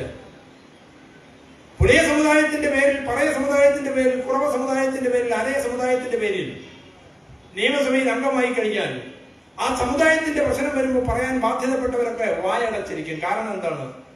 അവന്റെ പാർട്ടി നേതൃത്വത്തിന് ഈ അഭിപ്രായത്തോട് യോജിപ്പില്ല. പാർട്ടി നേതാക്കന്മാരെല്ലാം ഡോക്ടർ BR അംബേദ്കർ സൂചിപ്പിച്ച ന്യൂനപക്ഷത്തെ വിശേഷിപ്പിച്ചത് ഓളിഗാർക്കി എന്ന പദത്തിലൂടെയാണ്. ഓളിഗാർക്കി എന്നാൽ മോണോ ആർക്ക് എന്ന് പറഞ്ഞു കഴിഞ്ഞാൽ ഏകാധിപത്യ ഭരണമാണ്. ഓളിഗാർക്കി എന്നാൽ കുറച്ചാളുകളുടെ ഭരണമാണ്. ആ കുറച്ചാളുകൾ ഓളിഗാർക്കിയാണ്. ഈ ഓളിഗാർക്കി ആയിരിക്കും അധികാരം കൈയടക്കുക എന്ന് ഡോക്ടർ അംബേദ്കർ പറഞ്ഞു. അതാണ് ഇപ്പോൾ സംഭവിച്ചുകൊണ്ടിരിക്കുന്നത്. ആ ഓളിഗാർക്കികളുടെ നിയന്ത്രണമാണ് രാഷ്ട്രീയ പാർട്ടികൾക്കെല്ലാം ഉള്ളത്. ആ രാഷ്ട്രീയ പാർട്ടികളിലെ അണികൾക്കും അവിടുത്തെ തെരഞ്ഞെടുക്കപ്പെട്ട അംഗങ്ങൾക്ക് പോലും യഥാർത്ഥത്തിൽ മിണ്ടാൻ വയ്യാത്ത സാഹചര്യം എത്തി എന്നുള്ള യാഥാർത്ഥ്യം നാം ഇപ്പോ മനസ്സിലാക്കുന്നുണ്ട്. തൽക്കാലം ഞാനത് അവിടെ അവസാനിപ്പിക്കുന്നു. അപ്പൊ ഭരണഘടനയിൽ ബസ്സിൽ സ്ത്രീകൾ എന്ന് എഴുതി വെച്ചതുപോലെയാണ് ഭരണഘടനയിൽ ഇങ്ങനെ എഴുതി വെച്ചത്. അങ്ങനെ എഴുതി വെച്ചത് ആ വിഭാഗങ്ങൾക്ക് കൂടി ഭരണത്തിന്റെ എല്ലാ തലങ്ങളിലും തങ്ങളുടെ പ്രാതിനിധ്യം ഉറപ്പാക്കുന്നതിന് വേണ്ടിയാണ്. അങ്ങനെ പ്രാതിനിധ്യം ഉണ്ടായി കഴിയുമ്പോഴാണ് എല്ലാ വിഭാഗം ജനങ്ങളുടെയും താല്പര്യങ്ങളും ആവശ്യങ്ങളും ബുദ്ധിമുട്ടുകളും കഷ്ടപ്പാടുകളും തീരുമാനങ്ങൾ എടുക്കുന്ന നയരൂപീകരണ സമിതികളിൽ അധികാരം നടപ്പാക്കുന്ന അല്ലെങ്കിൽ പദ്ധതികൾ നടപ്പാക്കുന്ന ആളുകൾക്കിടയിൽ തീരുമാനങ്ങൾ എടുക്കുന്നിടത്ത് പ്രതിഫലിക്കുകയുള്ളൂ. ഡോക്ടർ BR അംബേദ്കർ ഭരണഘടനാ നിർമ്മാണ സഭയുടെ അവസാന യോഗത്തിൽ 1949 നവംബർ 26 അന്നാണ് ഭരണഘടനയ്ക്ക് അംഗീകാരം കൊടുക്കുന്നത്. 1950 ജനുവരി 26 പ്രാബല്യം കൊടുക്കുന്നുണ്ടെങ്കിലും ഭരണഘടനയ്ക്ക് അംഗീകാരം കൊടുക്കുന്ന കോൺസ്റ്റിറ്റ്യൂഷൻ ഡേ 1949 നവംബർ 26 ആ ഭരണഘടനാ സമ്മേളനം കോൺസ്റ്റിറ്റ്യൂന്റ് അസംബ്ലിയുടെ അവസാന യോഗത്തിൽ ഈ അംഗീകാരം കൊടുക്കുന്ന ഭരണഘടന ചർച്ചയുടെ അവസാനത്തിൽ ഡോക്ടർ അംബേദ്കർ പറഞ്ഞു, നമുക്കൊരു നല്ല ഭരണഘടന ഇതാ കൈവരുന്നു. നമുക്ക് ഒരു നല്ല ഭരണഘടന ഇതാ കൈവരുന്നു. ആ ഭരണഘടന ഈ രാജ്യത്തെ എല്ലാ ജനങ്ങൾക്കും സമത്വവും നീതിയും തുല്യതയും ഉറപ്പാക്കും, സ്വാതന്ത്ര്യവും സ്വാഭിമാനവും ഉറപ്പാക്കും, റിസോഴ്സിലും അധികാരത്തിലും പദവിയിലും നിങ്ങൾക്ക് പങ്കാളിത്തം ഉണ്ടാവും, നിങ്ങൾക്ക് അർഹതപ്പെട്ട അവകാശം നിങ്ങൾക്ക് ഉറപ്പാക്കുമെന്ന് പറഞ്ഞു. ആ ഭരണഘടന ഉയർത്തിക്കാട്ടിക്കൊണ്ട് അത് പറഞ്ഞുകൊണ്ട് അംബേദ്കർ പറഞ്ഞു, ഈ ഭരണഘടന എത്ര തന്നെ നന്നായിരുന്നാലും ഈ ഭരണഘടന കൈകാര്യം ചെയ്യുന്നവർ, ഭരണഘടന ആരാ കൈകാര്യം ചെയ്യുന്നത്? ലെജിസ്ലേച്ചറും എക്സിക്യൂട്ടീവും ജുഡീഷ്യറിയും, MLA-മാരും മന്ത്രിമാരും ഉദ്യോഗസ്ഥന്മാരും ജഡ്ജിമാരും. ഇവർ കൂറും കടപ്പാടും വിധേയത്വവും സത്യസന്ധതയും ഉള്ളവരല്ലെങ്കിൽ ഈ ഭരണഘടനയും ഒരു ഗുണവും ചെയ്യില്ല എന്ന് ഡോക്ടർ BR അംബേദ്കർ 49 നവംബർ 26 ആശങ്കയോടുകൂടി മുന്നറിയിപ്പ് നൽകി. 76 വർഷം കഴിഞ്ഞിട്ടും ഇന്നും ഡോക്ടർ അംബേദ്കർ ആശങ്കയോടെ നൽകിയ മുന്നറിയിപ്പ് യാഥാർത്ഥ്യമായിരിക്കുന്നു എന്ന അവസ്ഥയാണ് നാം തിരിച്ചറിയുന്നത്.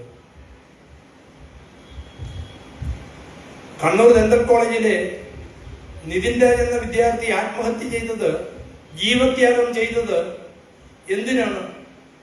ഈ ഭരണകൂടത്തിന്റെയും ഭരണ സംവിധാനങ്ങളുടെയും പരാജയം മൂലമാണ്. പട്ടിക വിഭാഗത്തിൽപ്പെട്ട ആ വിദ്യാർത്ഥിക്ക് പഠിക്കുവാനുള്ള സാമ്പത്തിക സഹായവും സൗകര്യങ്ങളും ഒരുക്കി കൊടുക്കുവാൻ ഭരണഘടനാപരമായി ബാധ്യതയുള്ള സർക്കാർ സംവിധാനങ്ങളും ഭരണകൂടങ്ങളും പരാജയപ്പെട്ടു. പട്ടികജാതി വികസന വകുപ്പിന്റെ ഡയറക്ടർ കൂടിയായിരുന്നു ഞാൻ. ആ വകുപ്പ് പരാജയപ്പെട്ടു, മന്ത്രി പരാജയപ്പെട്ടു. അപ്പോൾ 15,000 രൂപ ഏതോ ലോൺ ആപ്പിൽ നിന്ന് ലോൺ എടുത്തത് കൊണ്ടാണ് ആത്മഹത്യ ചെയ്തതെന്ന് വരുത്തിത്തെടുക്കാനുള്ള ശ്രമം നടക്കുന്നുണ്ട് ഇവിടെ. അത് ബോധപൂർവം നടത്തുന്ന ചില ശ്രമങ്ങളാണ്. കാരണം എന്താണ്? ഒരു കാരണം കണ്ടുപിടിക്കണം, രക്ഷപ്പെടാൻ ഒരു കാരണം കണ്ടുപിടിക്കണം. ശംഭുകനെ വധിക്കാൻ ഒരു കാരണം എന്തായിരുന്നു? ഏതോ ബ്രാഹ്മണ പയ്യന്മാര് മരിച്ചുപോയി. അവൻ ശൈശവത്തിലെ മരണപ്പെട്ടു. രാജാവ് കാരണം അന്വേഷിച്ചു. അപ്പോ ഒരു അസുരനായ ഇവൻ ശംഭുകൻ അവൻ ധ്യാനിക്കുന്നത് കൊണ്ടാണെന്ന് പറഞ്ഞു. അവന്റെ തലവെട്ടിക്കളയാൻ പറഞ്ഞു. ഇന്നും കാര്യത്തിന് വലിയ മാറ്റമൊന്നുമില്ല. ഈ പാവപ്പെട്ട നിതിൻ രാജിന്റെ മരണത്തിന് ഉത്തരവാദി ലോൺ ആപ്പുകാരനാണെന്ന് പറഞ്ഞ് അവനെ പീഡിപ്പിച്ച പ്രൊഫസർ ഈ നാട്ടിലൂടെ നടക്കുന്നുണ്ടെങ്കിലും അവനെ പിടിക്കാൻ പറ്റിയില്ലെങ്കിലും ലോൺ ആപ്പുകാരനെ അങ്ങ് ഡൽഹി പോയി പിടിച്ചോണ്ട് വന്ന് പോലീസ് കൂടിയുണ്ട്. പിടിക്കാൻ വയ്യാഞ്ഞിട്ടില്ല, കാരണങ്ങൾ കണ്ടെത്തും. അപ്പോ അവന് കൊടുക്കേണ്ടതായ സാമൂഹിക സാഹചര്യം കൊടുത്തില്ല. എന്തുകൊണ്ടാണ് വിദ്യാർത്ഥി സ്കൂളിൽ മരിക്കേണ്ടി വന്നത്? ഞാൻ ഈ കൃത്യമായ ഒരു രീതിയിൽ ഒരു പ്രസംഗം നടത്താൻ ആഗ്രഹിക്കാത്തത് ഈ വെയിലത്ത് ഇങ്ങനെയൊക്കെ പറഞ്ഞു പോകാൻ വേണ്ടിയാ, നിങ്ങളുടെ ചിന്തകളിൽ ചില വിഷയം വരാൻ വേണ്ടിയാണ്. അവൻ പഠിച്ച കോളേജിലെ അവന്റെ ബുദ്ധിമുട്ട് പറയുവാൻ ഒരു നല്ല സഹപാഠി അവിടെ ഇല്ല. ഒരു സഹപാഠിയുണ്ട്, അവനും പട്ടികജാതിപ്പെട്ടവരാണ്, പിന്നോക്ക വിഭാഗത്തിൽപ്പെട്ടവരാണെന്ന് പറഞ്ഞു കഴിഞ്ഞാൽ അവനെ മാറ്റി നിർത്തി വേർതിരിച്ച് കാണുന്ന സമൂഹമാണ് നമ്മുടെ നാട്ടിലുള്ളത്. അവിടുത്തെ അധ്യാപകരാരും അവർക്ക് അനുകൂലമായി പറയാൻ ആൾക്കാരില്ല. അവന്റെ കഷ്ടത പറയുവാനും അവന്റെ കഷ്ടത മനസ്സിലാക്കുവാനും ശേഷമുള്ള ആൾക്കാരില്ല. നാം മനസ്സിലാക്കണം. ഇവിടെ ഇരിക്കുന്ന നിങ്ങൾക്കാർക്കെങ്കിലും വിശപ്പ് എന്നുള്ളത് എന്താണെന്ന് ഇവിടെ വന്ന് ഈ മൈക്കിൽ മുമ്പ് വിശദീകരിക്കാൻ പറ്റുമോ? വിശപ്പ് നിങ്ങൾക്ക് ആർക്കും വിശദീകരിക്കാൻ പറ്റുന്നില്ല. അത് അനുഭവിച്ചാൽ മാത്രമേ അറിയത്തുള്ളൂ.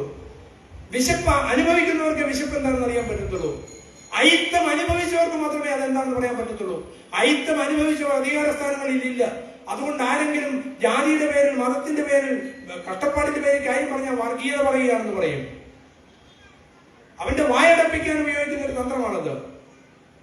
അങ്ങനെ ഈ സമൂഹത്തിലെ എല്ലാ സ്വാതന്ത്ര്യങ്ങളും നിഷേധിക്കപ്പെട്ട് ഭരണഘടന ഉണ്ടായി 76 വർഷം കഴിഞ്ഞിട്ട് നാം ഈ അവസരം അനുഭവിക്കുകയാണ്. ഞാൻ സംവരണത്തെ കുറിച്ച് പറഞ്ഞു വന്നപ്പോഴാണ് പറഞ്ഞത്, എന്റെ കുട്ടികൾ, മാതാപിതാക്കൾ, നിങ്ങൾ മനസ്സിലാക്കുക, ഈ സംവരണം എന്ന് പറയുന്നത് പ്രാതിനിധ്യത്തിനുള്ള ഒരു ഉപകരണം മാത്രമാണ്. നമുക്ക് കൂടി അർഹതപ്പെട്ടത് നമുക്ക് നൽകുവാനുള്ള ഭരണഘടനാപരമായ വ്യവസ്ഥയാണ്. ഇത് നമുക്ക് സ്വാഭാവികമായി ആരും തരില്ല എന്ന് ബോധ്യപ്പെട്ടത് കൊണ്ടാണ് ഭരണഘടനയിൽ അങ്ങനെ എഴുതി ചേർത്തത്. അങ്ങനെ എഴുതി ചേർത്ത അവകാശം നമുക്ക് അർഹതപ്പെട്ടതാണ്. അത് ചോദിച്ചു മേടിക്കുവാനുള്ള തന്റെ ഇടം നമുക്ക് കാണിക്കണം. പിന്നെ മെറിറ്റ് ഇല്ല എന്നൊക്കെ പറയുന്നത്, ഈ മെറിറ്റ് എന്ന് പറയുന്നത് നമ്മൾ മനസ്സിലാക്കുക.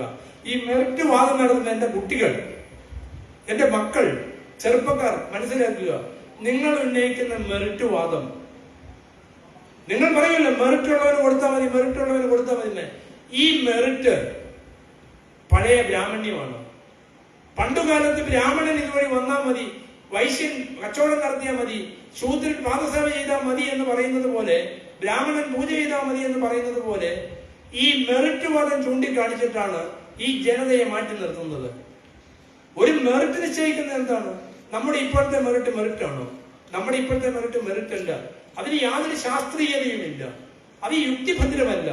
ഈ മെറിറ്റ് ബ്രാഹ്മണിക്കൽ മെറിറ്റാണ്. ഇത് സയന്റിഫിക് മെറിറ്റ് അല്ല. ഒരു സയന്റിഫിക് മെറിറ്റ് വേണം നമ്മൾ ആരെങ്കിലും പറയാറുണ്ടോ? ഈ കഴിഞ്ഞ ദിവസം സോഷ്യൽ മീഡിയയിൽ കണ്ടതാണ്. വാസ്കോ ഡി ഗാമ വന്നിറങ്ങി, അതിന്റെ പേര് ഞാൻ 4 നെല്ല് കൊണ്ടു. എന്തിനാ തല്ലിയത്?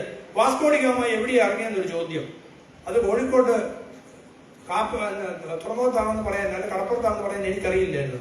പിന്നെ 2-3 സഞ്ചാരികളിൽ വന്നു. ഫാഹിയാനിലെ വന്നു. ഫാഹിയാൻ ഇവിടെ വന്നിട്ട് എവിടെയാണെന്ന് ചോദിച്ചു. എനിക്ക് എവിടെയാണെന്ന് അറിയില്ല. ഇങ്ങനെ ഫ്രഞ്ച് വിപ്ലവം, അമേരിക്കൻ വിപ്ലവം, ഇതൊക്കെ എന്നെ പഠിപ്പിച്ചു. ഇതൊക്കെ എവിടെയാന്ന് ചോദിച്ചു. എനിക്കറിയില്ല. ഇവിടെ ആറാട്ടുള്ള വേലായുധപ്പണിക്കരെ ആരും പഠിപ്പിക്കുന്നില്ലല്ലോ. ഇവിടെ പണ്ഡിറ്റ് കർപ്പനെ ആരും പഠിപ്പിക്കുന്നില്ലല്ലോ. മഹാത്മാ അയ്യങ്കാളി ആരും പഠിപ്പിക്കുന്നില്ലല്ലോ. നങ്ങേലി ആരും പഠിപ്പിക്കുന്നില്ലല്ലോ. ഈ നാടിന്റെ യഥാർത്ഥ ചരിത്രവും പോരാട്ടവും ആരെയും പഠിപ്പിക്കുന്നില്ല. ഞാൻ പള്ളിക്കൂടത്തിൽ പഠിച്ചപ്പോൾ എന്റെ പാഠപുസ്തകത്തിലുണ്ടായിരുന്നു പാവയ്ക്ക കീറി വെച്ച പോലെ ഒരു പടം. പാവയ്ക്ക പടം എന്ന് വെച്ചാൽ എങ്ങനെ ഇരിക്കും? നമ്മുടെ കേരളത്തിന്റെ മാപ്പ് പോലെ ഇരിക്കും. എന്നിട്ട് അവിടെ ഒരുത്ത കോടാലി പിടിച്ചോണ്ട് ഇങ്ങനെ നിൽക്കുന്ന ഒരു പടമുള്ളത്. പരശുരാമൻ മഴുവറിഞ്ഞ് വീണ്ടെടുത്ത കേരളം. പരശുരാമൻ മഴുവരുന്ന ഭൂമി വീണ്ടെടുത്ത കേരളം ബ്രാഹ്മണർക്ക് സംഭാവന ചെയ്തു. ഇതല്ലേ നമ്മളൊക്കെ പഠിക്കുന്നതും പഠിപ്പിക്കുന്നതും. എന്നിട്ട് ഈ ബ്രാഹ്മണന്റെ കുടിയെടുപ്പുകാരാണ് നമ്മളൊക്കെ. കുടിയെടുപ്പുകാരൻ യജമാനോട് തോന്നുന്ന വിധേയത്വം ഇപ്പോഴും തോന്നണമെന്നാണ് നമ്മളെ പഠിപ്പിക്കുന്നത്. കഷ്ടപ്പെട്ട് നാം ഉണ്ടാക്കിയ ഭൂമി, കഷ്ടപ്പെട്ട് നാം ഉണ്ടാക്കിയ കെട്ടിടം, കഷ്ടപ്പെട്ട് നാം ഉണ്ടാക്കിയ പാടശേഖരം, കഷ്ടപ്പെട്ട് നാം ഉണ്ടാക്കിയ ധാന്യങ്ങൾ, ഈ നാട്ടിൽ ഉണ്ടാക്കിയതെല്ലാം കഷ്ടപ്പെട്ടുണ്ടാക്കിയ ഈ രാജ്യത്തെ ഭൂരിപക്ഷം എന്ന അധസ്ഥിതരും ഐത്തജാതിക്കാരും പിന്നോക്ക വിഭാഗക്കാരെന്ന് പറഞ്ഞ ആൾക്കാരാണ്. അവർക്ക് അതിനകത്തേക്ക് കയറാൻ മാർഗമില്ല. മഹാവിഷ്ണുവിന്റെ പ്രതിമയുണ്ടാക്കി സമർപ്പിച്ച വിശ്വകർമ്മന് അതവിടെ പ്രതിഷ്ഠിച്ചു കഴിഞ്ഞാൽ പിന്നെ അതിനകത്ത് കയറാൻ അവകാശമില്ല. അവിടെ നമ്പൂരി കയറി തൊട്ടാലേ ശരിയാവത്തുള്ളൂ. ഇപ്പോഴും നടക്കുന്നതാണ്. ശബരിമല മേൽശാന്തിയാകാൻ ബ്രാഹ്മണൻ കയറിയാലേ പറ്റത്തുള്ളൂ. അരയ സമുദായക്കാരുടെ കൈവശത്തിലിരുന്ന ക്ഷേത്രമാണത്. നമ്മുടെ ആരാധനാലയങ്ങളെല്ലാം, നമ്മുടെ സാമൂഹ്യ പുരോഗതിക്ക് വേണ്ടി ഉണ്ടായിരുന്ന സങ്കേതങ്ങളെല്ലാം ബ്രാഹ്മണ്യം കീഴ്പ്പെടുത്തിക്കൊണ്ടിരിക്കുക. ആ ബ്രാഹ്മണ്യത്തെ വരവേൽപ്പ് നൽകി താലത്തിൽ വെച്ച് കൊണ്ടുവരാൻ നമ്മളൊക്കെ മുമ്പിൽ നിൽക്കുക. നമ്മുടെ കൊലക്കയറാണ് നമ്മൾ അവരുടെ കയ്യിലേക്ക് കൊടുക്കുന്നതെന്ന് തിരിച്ചറിയാനായിട്ട് നമുക്ക് കഴിയണം. അത് കഴിയുന്നില്ല. ഞാൻ പറഞ്ഞു വന്നത്, ഈ സംവരണം എന്ന് പറയുന്നത് പ്രാതിനിധ്യം ഉണ്ടാകുവാനുള്ള ഒരു വ്യവസ്ഥ മാത്രമാണ്. കേരളത്തിലെ 100 ഉദ്യോഗമുണ്ടെങ്കിൽ അതിൽ 50 ഉദ്യോഗം, അതിൽ 10 പട്ടിക വിഭാഗങ്ങൾക്ക് 40 മറ്റ് പിന്നോക്ക വിഭാഗങ്ങൾക്ക് നീക്കി വെച്ചിരിക്കുന്നതാണ്. അത് അവർക്ക് കൊടുക്കണം. ജനസംഖ്യാനുപാതികമായി കൊടുക്കണം. ആഡിക്വേറ്റ് റെപ്രസെന്റേഷൻ ഉണ്ടാവണം എന്നാണ് പറഞ്ഞത്. അത് നമ്മുടെ അവകാശമാണ്. ഈ രാജ്യം ആരുടെയും കുടുംബസ്വത്തല്ല. ഈ രാഷ്ട്രം ആരുടെയും ഭൂസ്വത്തല്ല. എല്ലാവരും ജനിച്ചു വീഴുന്നത് ഒന്നുമില്ലാതെയാണ്. ആരെങ്കിലുമൊക്കെ പറഞ്ഞതിന്റെ പേരിൽ ബ്രഹ്മസങ്ങളുടെയും ദേവസ്വങ്ങളുടെയും പേരിൽ ഭൂമിയെല്ലാം എഴുതി വെച്ചു. പിന്നെ പതിച്ചു വാങ്ങിയും അല്ലാതെയും ഈ സ്വത്തുക്കളെല്ലാം ഓരോരുത്തരെയും കൈവശിക്ക് വന്നു. ഭൂപരിഷ്കരണ നിയമം ഉണ്ടായപ്പോഴും പണിയെടുത്തവരെല്ലാം കിട്ടിയത് കുറെ അവകാശങ്ങളുമെല്ലാം നഷ്ടപ്പെട്ടു പോയി എന്നും ആ നഷ്ടപ്പെട്ടു പോയത് നമുക്ക് അവകാശപ്പെട്ടതാണെന്നുള്ള തോന്നലെങ്കിലും നിങ്ങൾക്കുണ്ടാവണം. ഇത് അതുപോലുമില്ല. അടിമയുടെ കാലിൽ കിടന്ന് ചങ്ങല അഴിച്ചു മാറ്റിയപ്പോ ഇല്ല, ഇത് 10-40 കൊല്ലമായിട്ട് എന്റെ കാലിൽ കിടന്നത്, അത് എന്റെ കാലിൽ തന്നെ കിടന്നത്, അതെന്റെ അവകാശമാണെന്ന് പറയുന്നത് പോലെ ഈ സ്വാതന്ത്ര്യമില്ലായ്മയും ഈ അടിമ മനോഭാവവും ഇതാണ് ഞങ്ങൾക്ക് അവകാശപ്പെട്ടത് എന്ന് പറഞ്ഞ് ഇപ്പോഴും ബ്രാഹ്മണ്യത്തിനും വേദത്തിനും വിധേയപ്പെട്ട് കഴിയുവാനാണ് നമ്മളൊക്കെ ശ്രമിക്കുന്നതെങ്കിൽ, അതിനൊക്കെയാണ് നമ്മുടെ പരിശ്രമം നടത്തുന്നതെങ്കിൽ നമ്മളതിന് ശ്രീനാരായണ ധർമ്മത്തിലല്ല പ്രവർത്തിക്കുന്നതെന്നുള്ള സാമാന്യ ബോധമെങ്കിലും നമുക്കുണ്ടാവണം. അമരത്വം പാടില്ല എന്ന്, മതവിദ്വേഷം പാടില്ല എന്ന് പറഞ്ഞ ഗുരുവിന്റെ പേരിൽ അന്യമതങ്ങളെ 40 വട്ടം അവിടുത്ത വർത്തമാനം പറയുക, മുസ്ലിം വിരോധം പറയുക, ക്രിസ്തീയ വിരോധം പറയുക, മറ്റ് സമുദായങ്ങളെ കുറ്റപ്പെടുത്തുക. ഗുരു പറഞ്ഞത് എന്താണ്? എല്ലാവർക്കും അവരവരുടെ മതത്തിൽ നല്ലതുപോലെ നിങ്ങൾക്ക് ജീവിക്കാം. പക്ഷെ നിങ്ങൾ മറ്റു മതങ്ങളോട് എങ്ങനെ പെരുമാറുന്നു എന്നുള്ളതാണ് പ്രധാനമായി ശ്രദ്ധിക്കേണ്ടത്. സഹിഷ്ണുതയോടെയും സാഹോദര്യത്തോടെയും സമഭാവനയോടെയും അന്യമതക്കാരനെയും കാണുവാൻ നിങ്ങൾക്ക് കഴിയണം. അമരത്വം പാടില്ല എന്നാണ് ഗുരു പറഞ്ഞത്. നാം ഗുരുവിന്റെ പേരിൽ നിർവഹിച്ചുകൊണ്ടിരിക്കുന്നത് അതാണോ എന്ന് ആത്മപരിശോധന നടത്തണം. നാം ജാതി പറയുന്നു, മതം പറയുന്നു എന്ന് പറഞ്ഞു കഴിഞ്ഞാൽ ഒരസുഖമുണ്ടെങ്കിൽ ആ അസുഖമുണ്ട് എന്ന് ആദ്യം കണ്ടറിയണം. ആ അസുഖം തിരിച്ചറിഞ്ഞിട്ട് ആ അസുഖത്തിന് പരിഹാരം ഉണ്ടാവണം.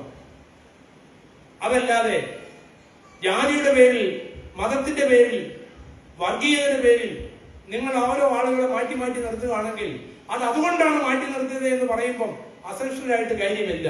അതിന് പരിഹാരം ഉണ്ടാവണം. ഈ ജാതിയുടെയും മതത്തിന്റെയും പേരിലുള്ള ശല്യം അല്ലെങ്കിൽ കലഹം അടിയന്തരമായി അവസാനിപ്പിക്കാനുള്ള പരിശ്രമമാണ് നമുക്ക് ഉണ്ടാവേണ്ടത്. ഈ ജാതി വ്യത്യാസം ഇല്ലാതാവണമെങ്കിൽ, മതവിദ്വേഷം ഇല്ലാതാവണമെങ്കിൽ ഗുരുവിന്റെ പാത പിന്തുടരണം. പല മതസാരവും ഏകമെന്നാണ് ഗുരു പറഞ്ഞത്. എല്ലാ മതങ്ങളെയും നാം പഠിക്കണം. എല്ലാ മതങ്ങളെയും പഠിച്ചതിന്റെ നല്ലത് നമ്മൾ ഉൾക്കൊള്ളണം. അതുകൊണ്ട് നാം ഗുരുധർമ്മം അനുഷ്ഠിക്കുകയും ഗുരുധർമ്മം ചെയ്യുമ്പോഴും നമുക്ക് ഗുരുവിനോട് നീതി പുലർത്തുവാൻ, ഗുരുധർമ്മത്തോട് നീതി പുലർത്തുവാൻ കഴിയുന്നുണ്ടോ എന്ന ആത്മപരിശോധന നാം ഓരോരുത്തരും നടത്തണം. ഇപ്പോൾ സമയം ഏതാണ്ട് 12 കഴിഞ്ഞു. ഞാൻ തൽക്കാലം മറ്റൊരു വിഷയത്തിലേക്ക് തൽക്കാലം മാറുകയാണ്. അത് പറഞ്ഞു കഴിഞ്ഞിട്ട് ഞാൻ അവസാനിപ്പിക്കാം. അത് മറ്റൊന്നുമല്ല, ഞാൻ സാധാരണഗതിയിൽ കൈകാര്യം ചെയ്യുന്ന വിഷയമാണ് സംവരണവും ക്രിമിനൽ സർട്ടിഫിക്കറ്റും. ഇവിടെ ഇരിക്കുന്ന മാതാപിതാക്കളോട്, ഇവർ കുട്ടികൾ വളരെ കുറച്ചേ ഉള്ളൂ, മാതാപിതാക്കളോട് എനിക്ക് പറയാനുള്ളൊരു കാര്യം, ഇപ്പൊ ഇത് മെയ് മാസമായി. ജൂൺ മാസം ആകുമ്പോൾ സ്കൂളുകളിലും കോളേജുകളിലും ഒക്കെ പലയിടത്തും അഡ്മിഷനും പ്രവേശനത്തിനും ഒക്കെ അവസരം ഉണ്ടാകും. അത്തരം പ്രവേശനം ഉണ്ടാകുമ്പോൾ നിങ്ങൾ അറിയുക, പ്രൊഫഷണൽ കോളേജുകളിലേക്കുള്ള പ്രവേശനം ഉണ്ടാവും. കീമിനും നീറ്റിനും ജെഇക്കും ഒക്കെ അപേക്ഷ കൊടുക്കുന്ന ആൾക്കാരുണ്ടാവും.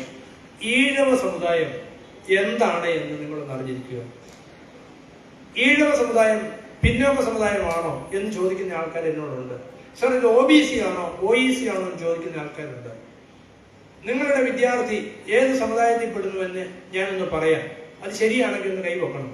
നിങ്ങളുടെ കോളേജിൽ പഠിക്കുന്ന കുട്ടിയും നിങ്ങളുടെ മെഡിക്കൽ എഞ്ചിനീയറിംഗ് പരീക്ഷയ്ക്ക് എഴുതാൻ പോകുന്ന കുട്ടിയും സർട്ടിഫിക്കറ്റ് വാങ്ങുമ്പോൾ OBC എന്ന് പറഞ്ഞാണ് സർട്ടിഫിക്കറ്റ് വേണ്ടത്. ശരിയാണോ? ആണെങ്കിൽ ഒന്ന് കൈവക്കുക.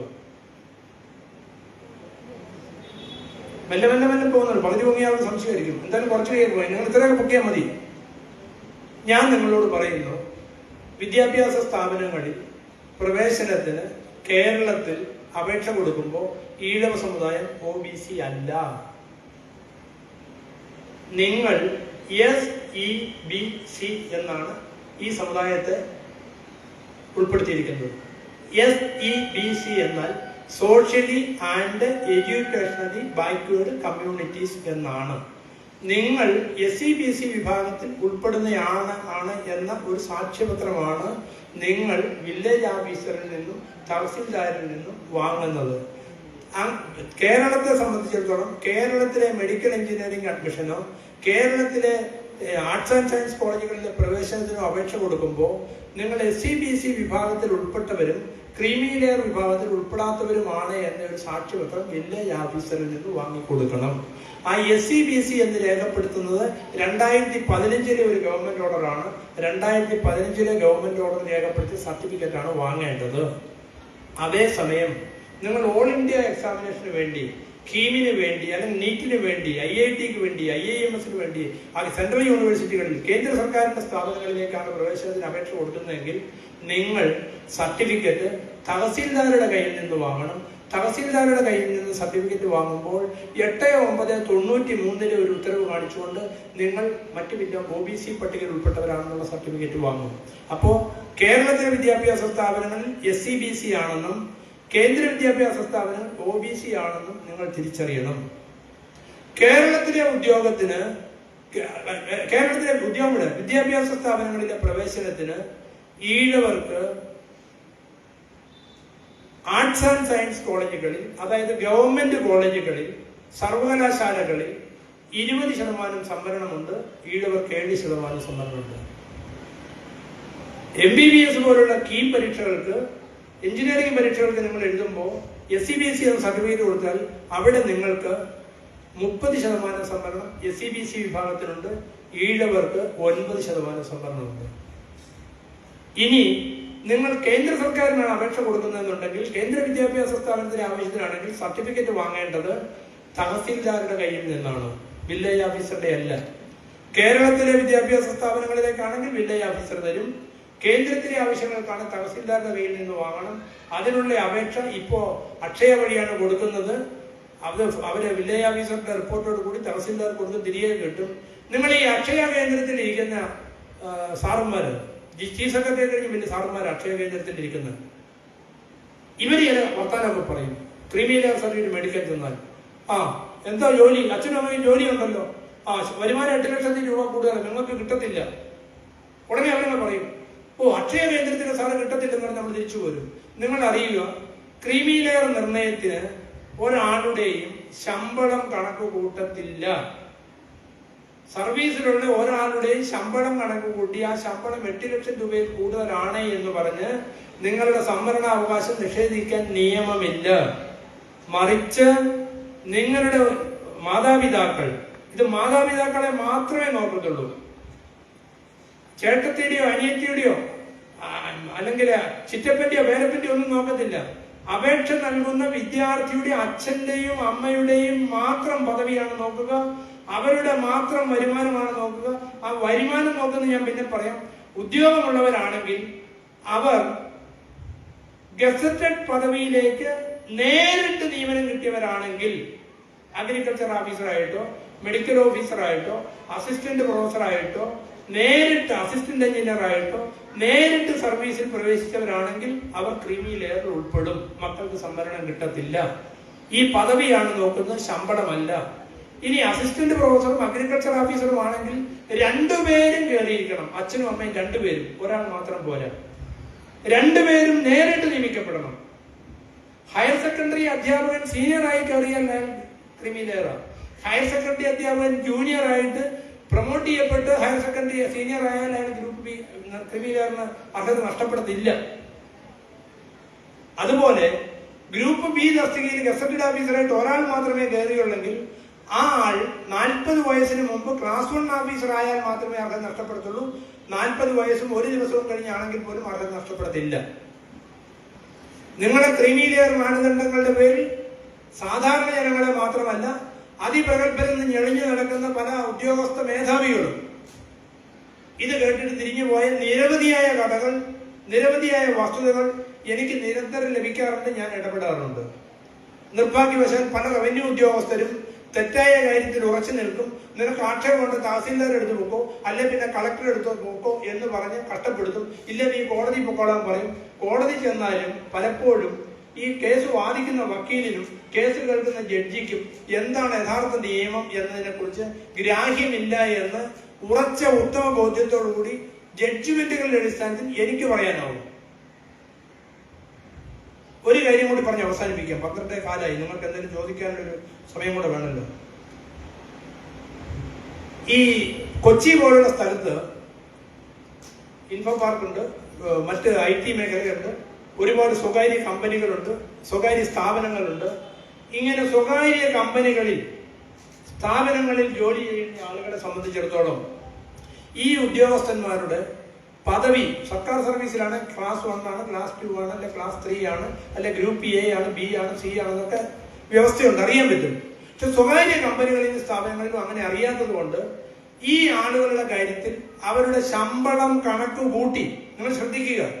ഇപ്പൊ ഇവിടെയുള്ള ഏതെങ്കിലും സ്വകാര്യ കമ്പനികളിൽ ജോലി ചെയ്യുന്ന ഒരു ഉദ്യോഗസ്ഥൻ, ആ ഉദ്യോഗസ്ഥന്റെ ശമ്പളം 8 ലക്ഷം രൂപ കൂടുതലാണെങ്കിൽ അവന് ക്രീമി ലെയർ ആണ് എന്ന് വ്യക്തമാക്കിക്കൊണ്ട് 2004 കേന്ദ്ര സർക്കാർ ഒരു വിജ്ഞാപനം പുറപ്പെടുവിച്ചിട്ടുണ്ട്. ഒരു അറിയിപ്പാണ്, ഒരു കത്താണ്. സാധാരണ 2 സർക്കാർ ഉദ്യോഗസ്ഥന്മാർക്ക് 10 ലക്ഷം രൂപയോ 15 ലക്ഷം രൂപയോ ശമ്പളം ഉണ്ടെങ്കിലോ ഒരു ക്ലാസ് 3യോ ഗ്രൂപ്പ് സിയോ ആണെങ്കിൽ അവർക്ക് സർട്ടിഫിക്കറ്റ് കിട്ടും. മറിച്ച് ഏതെങ്കിലും കമ്പനി ജോലി ചെയ്യുന്ന ഒരുത്തൻ ലാസ്റ്റ് ഗ്രേഡായിട്ട് കയറിയാലും ചില കമ്പനികളിലൊക്കെ നല്ല ശമ്പളം കിട്ടുന്നത് കൊണ്ട് അവന് ചിലപ്പോൾ 9 ലക്ഷം രൂപ ശമ്പളം ഉണ്ടെന്ന് പറഞ്ഞ് അവന്റെ ശമ്പളം കൂട്ടിയിട്ട് കണക്ക് കൂട്ടിയിട്ട് അവനെ ഒഴിവാക്കുന്ന ഒരു പ്രവണത ഇന്ത്യയിലും കേരളത്തിലും ഉണ്ടായിരുന്നു. 2004 അങ്ങനെ ഒരു മാനദണ്ഡം നിശ്ചയിച്ചു. പക്ഷെ ആ മാനദണ്ഡം അടിസ്ഥാനപരമായി തെറ്റാണ്, ഭരണഘടനാപരമായി തെറ്റാണ്. അത് ചെന്നൈ ഹൈക്കോടതിയും അഡ്മിനിസ്ട്രേറ്റീവ് ട്രിബ്യൂണലും മറ്റ് ഹൈക്കോടതികളും അത് റദ്ദാക്കിയിട്ടുണ്ട്. ഇതാരും പറയുന്നില്ല. ഈ റദ്ദാക്കിയ ഉത്തരവിന്റെ പേരിൽ ഇപ്പോഴും സർട്ടിഫിക്കറ്റുകൾ നിഷേധിക്കുന്നുണ്ട്. അപ്പൊ സ്വകാര്യ കമ്പനികളിലും അത്തരം സ്ഥാപനങ്ങളിലും IT കമ്പനികളിലും ജോലി ചെയ്യുന്ന ആളുകളുടെ കാര്യത്തിൽ ഇതുമായി ബന്ധപ്പെട്ട സുപ്രീം കോടതിയിലെയും ഹൈക്കോടതിയിലെയും കേസുകളുടെ അടിസ്ഥാനത്തിൽ 2017 ഒരു മാർഗനിർദ്ദേശം പുറപ്പെടുവിച്ചിട്ടുണ്ട്.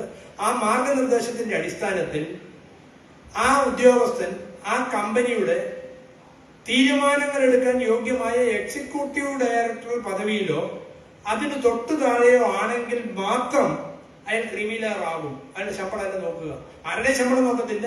ഇതാണ് മാനദണ്ഡം എന്ന് നിങ്ങൾ അറിയുക. 1 മിനിറ്റ് കൊണ്ട് ഒരു കാര്യം കൂടി പറയാം. പിന്നെ ഇയാൾ ഇത്രയൊക്കെ പ്രസംഗം നടത്തി, പിന്നെ ആരുടെ ശമ്പളം കണക്ക് വരുമാനം കണക്ക് കൂട്ടുന്നത്?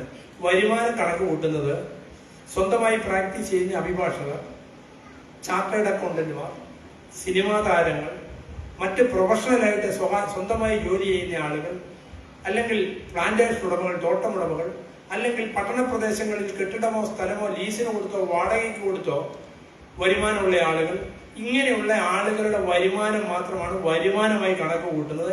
ആ വരുമാനം 8 ലക്ഷം രൂപയിൽ കൂടുതലാണെങ്കിൽ അവർ ക്രീമി ലെയർ വിഭാഗത്തിൽ വരും. പക്ഷേ അങ്ങനെ കൂടുന്ന വരുമാനം തുടർച്ചയായ 3 വർഷം ഉണ്ടാവണം. അതായത് ഇയാളുടെ വരുമാനം ഏത് സാഹചര്യത്തിലും സ്ഥായിയായി നിലനിൽക്കണമെന്ന് ഉറപ്പാക്കുന്നതിനാണ് കൺസിക്യൂട്ടീവ്ലി ഫോർ 3 years എന്ന വാക്കാണ് പറഞ്ഞിരിക്കുന്നത്. തുടർച്ചയായി 3 വർഷത്തിൽ കൂടുതൽ ഉണ്ടാവണം. അത് തുടർച്ചയായി 3 വർഷമാണ്. ഇപ്പൊ നമ്മൾ ഉദാഹരണമായി 18-ലെയോ 19-ലെയോ പ്രളയകാലത്ത് വരുമാനം കുറഞ്ഞു പോയി, അല്ലെങ്കിൽ 20-ലെ കോവിഡ് കാലത്ത് വരുമാനം കുറഞ്ഞു പോയി, അല്ലാത്ത അതിന് മുമ്പത്തെ വർഷം 25 ലക്ഷം ഉണ്ടായിരുന്നു, അതിന്റെ പിന്നത്തെ വർഷം 4 ലക്ഷമായി, അതിന്റെ അടുത്ത വർഷം 30 ലക്ഷം ആയാലും അയാൾക്ക് അർഹതയുണ്ട് സംവരണത്തിന് എന്ന് തിരിച്ചറിയുക. ഞാൻ തൽക്കാലം ഇവിടെ അവസാനിപ്പിക്കുന്നു. ഞാൻ ഈ പറഞ്ഞ കാര്യങ്ങളെ കുറിച്ച് ആർക്കെങ്കിലും എന്തെങ്കിലും ചോദിക്കാനുണ്ടെങ്കിൽ ഒരുപക്ഷെ അവിടെ നിന്ന് ചോദിച്ചാലും ഞാൻ കേൾക്കണം, അല്ല ഞാൻ അങ്ങോട്ട് ഇറങ്ങി വരാം. ഇവിടെ വന്ന് നിന്ന് നിങ്ങൾക്ക് പറയുന്നത് ബുദ്ധിമുട്ടാവും. ഞാൻ ചോദ്യം ഏറ്റു പറയാം. ആരെങ്കിലും ഉണ്ട് ചോദിക്കാം. ഇനി ഇങ്ങോട്ട് വന്ന ആർക്കെങ്കിലും അടിസ്ഥാനപരമായി ചോദിക്കാനുണ്ടെങ്കിൽ അല്ലെ അവിടെ മൈക്കുണ്ടെന്ന് തോന്നുന്നു. ഈ ഉച്ചനേരത്ത് നിങ്ങളൊക്കെ ഒന്ന് ചോദിച്ചോളൂ. 12 ഇപ്പോൾ ഉടനെ ഊണ് കഴിക്കാൻ നേരമാവും. മൈക്ക് വരുന്നുണ്ട് സാർ, മൈക്ക് വരുന്നുണ്ട്.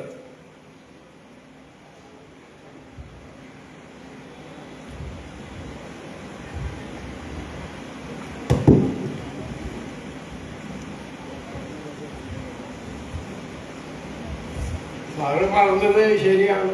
ഒരു അക്ഷയ കേന്ദ്രത്തിൽ ചെന്നാൽ ഇതന്നെ പറയാം, തഹസിൽദാർ ഓഫീസിൽ ജോലി, അത് വളരെ സത്യമാണ്. അത് ഇവർക്കാർക്കും അറിയില്ല. അതെനിക്ക് ഇവിടെ 54-ാമത്തെ വയസ്സിൽ ആദ്യമായി മനസ്സിലായ ഒരു കാര്യം. ഇവിടെ വന്നതിന് അതാണ് എനിക്ക് ഏറ്റവും ഇഷ്ടപ്പെട്ടത്. അതെനിക്ക് പറയുള്ളൂ. സാറില്ല, ഞാൻ പറഞ്ഞ കാര്യം തന്നെയാണ് താങ്കൾക്ക് അനുഭവപ്പെട്ടയാളാണ്. അതെ, എന്റെ മോള് MD-ക്ക് എന്റെ മകന്റെ മോള് പോകുമ്പോൾ ഇത് വേണം വരുമാനം. അവൾക്ക് സ്വന്തം അവളെ പേരിലുണ്ട്, അവളെ അച്ഛന്റെ പേരിലുണ്ട്, സ്ഥലമുണ്ട്. പക്ഷെ അവര് മറ്റേ വരുമാനമൊക്കെ ചോദിക്കില്ലേ. അത് ഇതിൽ ശരിയാണോ തെറ്റാണോ? അവര് സ്ഥലത്തിന്റെ വരുമാനം ഇതിലാണോ അല്ലേ എന്നൊന്നും അറിയില്ല. ഞാൻ പറയാം. താങ്കൾ ആ ചോദ്യം വളരെ പ്രസക്തമാണ്. ഭൂമിയിൽ നിന്നുള്ള വരുമാനം കണക്ക് കൂട്ടത്തില്ല. ഭൂമിയുള്ള ആളുകൾക്ക് 12 ഏക്കറിൽ കൂടുതൽ, 5 ഹെക്ടറിൽ കൂടുതൽ ഇറിഗേറ്റഡ് ലാൻഡ്, ജലസേചന സൗകര്യമുള്ള ഭൂമി 5 ഏക്കറിൽ കൂടുതൽ ഉണ്ടെങ്കിൽ നിങ്ങൾ ക്രീമി ലെയർ ആണ്.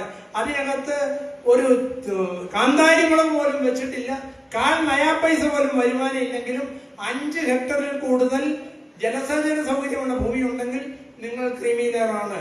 നിങ്ങൾക്ക് 5 ഏക്കറും 4 ഏക്കറും 2 ഏക്കറും 3 ഏക്കറും കൃഷിയുണ്ട്, റബ്ബറുണ്ട്, തെങ്ങുണ്ട് എന്നൊക്കെ പറഞ്ഞ് അതിൽ നിന്ന് 1.5 ലക്ഷം രൂപയുണ്ട്, 5 ലക്ഷം രൂപ വരുമാനം ഉണ്ടെന്ന് പറഞ്ഞാൽ ആ വരുമാനം കണക്ക് കൂട്ടാൻ പാടില്ല. അത് അച്ഛനും അമ്മയ്ക്കും കൂടിയില്ലായാലും കുഴപ്പമില്ലല്ലോ. 2 പേരുടെയും കൂടെ കൂടുന്നത് നിങ്ങൾ ആ ഭൂപരിഷ്കരണ നിയമപ്രകാരമുള്ള ചട്ടം നോക്കണം. അത് സാർ എനിക്കറിയാം. 15, 12 അതെനിക്കറിയാം.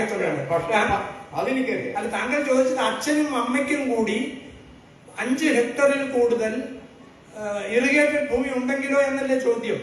അതേക്കുറിച്ച് എനിക്ക് നിശ്ചയം വേറെ റവന്യൂ ഉദ്യോഗസ്ഥരോട് ചോദിക്കണം. പക്ഷെ ഞാൻ മനസ്സിലാക്കുന്നിടത്തോളം ഓരോരുത്തരെ നോക്കിയാണ് എടുക്കുന്നത്. പക്ഷെ അതിനകത്ത് കുടുംബം എന്നൊരു വാക്കുണ്ട്. ആ കുടുംബത്തിൽ അച്ഛൻ, അമ്മ, മൈനർ ചിൽഡ്രൻ എന്നാണ് വ്യവസ്ഥ ചെയ്തിരിക്കുന്നത്. വളരെ കുറച്ച് ആളുകൾക്ക് അത് ഉണ്ടാവത്തുള്ളൂ. 5 ഹെക്ടറിൽ കൂടുതൽ ഉണ്ടെങ്കിൽ നമുക്ക് അന്വേഷിക്കണം. അത് എനിക്കൊരു കാര്യം പറയാനുണ്ട്. നമ്മുടെ ഭൂനിയമപ്രകാരം 15 ഏക്കറെ ഒരു കുടുംബത്തിന് ഭാര്യയ്ക്കും ഭർത്താവിനും വെക്കാൻ പാടുള്ളൂ. അതെ, ആ നയം എനിക്ക് നന്നായി അറിയാം. പക്ഷെ ഇതിനെ പറ്റി എനിക്കിപ്പോ ആദ്യം കേൾക്കുള്ളൂ. അതെ, എനിക്ക് ഇവിടെ വന്നിട്ട് പിന്നെയും പറയാനുള്ള സന്തോഷം എന്താ വെച്ചാൽ എനിക്ക് ഇങ്ങനെ ഒരു സംഗതി ഈ 54-ാമത്തെ വയസ്സിൽ മനസ്സിലാക്കിയത് വളരെ സാറിനോട് ഈ ഇവിടെ ക്ഷണിച്ച എല്ലാവരോടും ഭയങ്കര സന്തോഷമുണ്ട്. അല്ല താങ്കൾ എന്നോട് പറഞ്ഞ് എനിക്ക് മനസ്സിലാക്കാൻ പറ്റി. ഞാനിപ്പോ ഒന്നുകൂടെ പറഞ്ഞുതരാം. ഈ 15 ഏക്കർ അദ്ദേഹം പറഞ്ഞല്ലോ, താങ്കൾ റവന്യൂ ഉണ്ടായിരുന്നോ? അതെ, എനിക്കറിയാൻ പറ്റുന്നതേ ഉള്ളൂ. ഈ 15 ഏക്കറിന്റെ പ്രാധാന്യം ഭൂപരിഷ്കരണ നിയമപ്രകാരം ഒരാളുടെ കൈവശം വെക്കാവുന്ന ഭൂപരിധി ഏക്കർ 15 ഏക്കറാണ്. ഭൂപരിധി നിയമത്തിന്റെ 75% കവിഞ്ഞ ഭൂമിയുള്ളവരെന്നാണ് വ്യവസ്ഥ. അതാണ് 12 ഏക്കർ എന്ന് ഞാൻ പറഞ്ഞത്. മാനദണ്ഡം അതാണ്. അതെ സാറേ, ഞാൻ കാര്യം പറഞ്ഞിട്ട് എനിക്ക് 12 ഏക്കർ കഴുകും പറമ്പുണ്ടെങ്കിൽ അത് മിച്ചഭൂമിയാണ്. മിച്ചഭൂമി 24 ഏക്കറേറ്റ് കണക്കാം. അതെ, 15 ഏക്കർ കൂടുതലുണ്ടെങ്കിൽ 15 അല്ലല്ല, എനിക്ക് കഴുകും പറമ്പ്, കഴുക് എന്ന് പറഞ്ഞാല് എന്താ പറയാ, അടക്ക, അത് 12 ഏക്കർ ഉണ്ടെങ്കിൽ അവിടെ മിച്ചഭൂമിയാണ്. കാരണം ഇത് 6 + 6 12 കഴിഞ്ഞില്ലേ. 6 ഏക്കറിലും കൂടുതൽ തെങ്ങും പറമ്പുണ്ടെങ്കിൽ അവൻ മിച്ചഭൂമിക്കാരനാണ്. അല്ല സാറേ, അത് 15 ഏക്കറല്ലേ? ഈ കഴുകിന് മാത്രം എല്ലാ അതും 6 ഏക്കർ നന്നായി കഴുകുണ്ടായാൽ, അല്ലെ അത് 6-ൽ കൂടുതലായാൽ മിച്ചഭൂമിയാണ്. അതേ സ്ഥാനത്ത് 12 ഏക്കർ തെങ്ങും പറമ്പുള്ളവൻ മിച്ചഭൂമിക്കാരനാണ്. 12 കൂടുതലുള്ളവൻ അല്ല. അല്ല, അത് ഭൂപരിധി നിയമം. ആ ചട്ടം നിങ്ങൾ വാങ്ങിച്ചു കൊടുത്തു. നിങ്ങൾ മനസ്സിലാക്കേണ്ട കാര്യം ക്രീമി ലെയറുമായി ബന്ധപ്പെട്ട് ഞാൻ പറഞ്ഞു.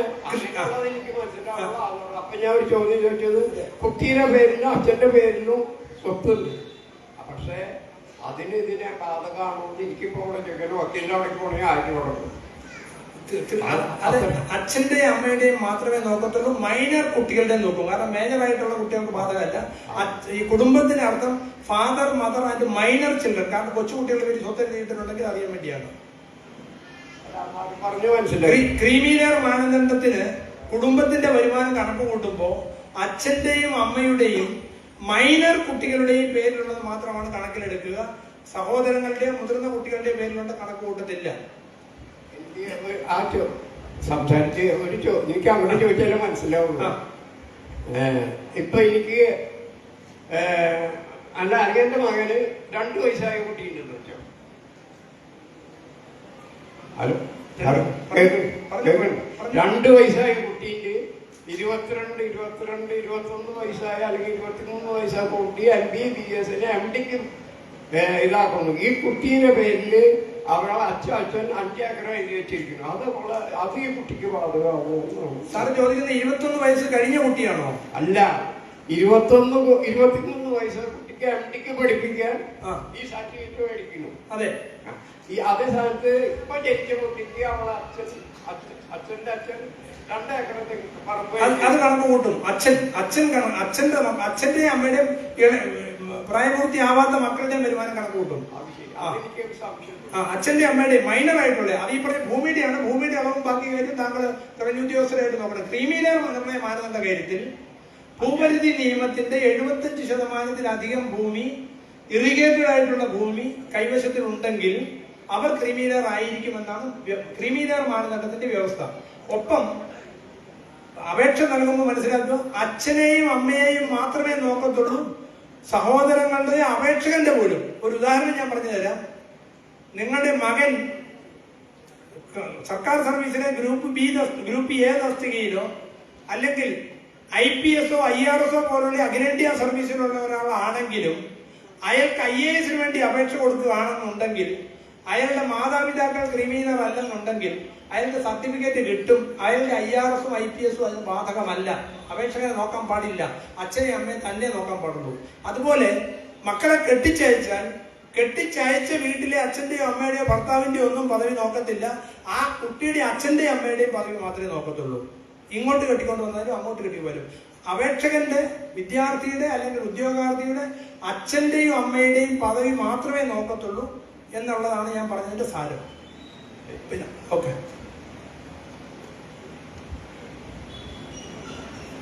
ഞാൻ ഹിന്ദു എന്ന് പറഞ്ഞത് സംവരണം പറഞ്ഞ സംശയമൊന്നുമില്ലേ? നാളെ പോയി കഴിഞ്ഞാൽ ഹിന്ദു വിരോധി ഈ തോന്നിയാസം പറഞ്ഞിട്ട് പോയ ഭഗവാൻ ഇഷ്ടപ്പെട്ടില്ല എന്ന് പറഞ്ഞു കഴിഞ്ഞാല് ഈ ഭഗവാന്മാരൊക്കെ മാറി മാറി ചോദ്യം ചോദിക്കുന്ന കാര്യം പറയാം. പണ്ട് ഈ ബ്രാഹ്മണര് വായു, അഗ്നി, ജലം, ഇതിനെ മൂന്നിനും ധ്യാനിക്കുകയുണ്ടായിരുന്നു. അവർ ഹോമം നടത്താറില്ലായിരുന്നു, പൂജ നടത്താറില്ലായിരുന്നു. പിന്നെ വന്നിട്ട് വിഷ്ണു മഹേശ്വരന്മാരെയൊക്കെ ആയി, പിന്നെ രാമനും കൃഷ്ണനും ഒക്കെ ആയി, പിന്നെ ഇപ്പൊ എല്ലാവർക്കും ആയി. ആർക്കും ഒന്നും ചോദിക്കാനില്ല. പിള്ളേർക്ക് പഠിക്കാൻ പോകാനുള്ള കാര്യങ്ങളെ കുറിച്ച് അഖിലേന്ത്യാ അടിസ്ഥാനത്തിൽ 27% സംവരണേ ആകെയുള്ളൂ. അവിടെ ഈഴവരെന്നോ വിശ്വകർമ്മയെന്നോ എന്നുള്ള വ്യത്യാസമില്ല. എല്ലാ പിന്നോക്ക സമുദായങ്ങളും കൂടി 27% സംവരണമേ ഉള്ളൂ. കേരളത്തിലെ കീമിനാണെങ്കിൽ ഈഴവർക്കും വിശ്വകർമ്മർക്കും ലത്തീൻ കത്തോലിക്കർക്കും മൺപാത്ര നിർമ്മാണ സമുദായത്തിൽ കൃഷ്ണൻ, കുലാലൻ, കുമ്പാരൻ തുടങ്ങിയ ആളുകൾക്കും നാടാർക്കും ഒക്കെ വേറെ വേറെ ഉണ്ട്, ക്രിസ്ത്യൻ കമ്മ്യൂണിസ്റ്റിനൊക്കെ ഉണ്ട്. അഖിലേന്ത്യാ പരീക്ഷയ്ക്കാണെങ്കിൽ അങ്ങനെയില്ല, 27% ഉള്ളൂ. ഇവിടെ 30% ഉണ്ട്. ഇവിടെ PG മെഡിക്കലിനാണെങ്കിൽ 27% ഉള്ളൂ. അത് 9% ഉണ്ടായിരുന്നുള്ളൂ. ഞാൻ കേരള ഹൈക്കോടതിയിൽ ഒരു കേസ് കൊടുത്തിട്ടാണ് 27% ഉണ്ടാക്കിയത്.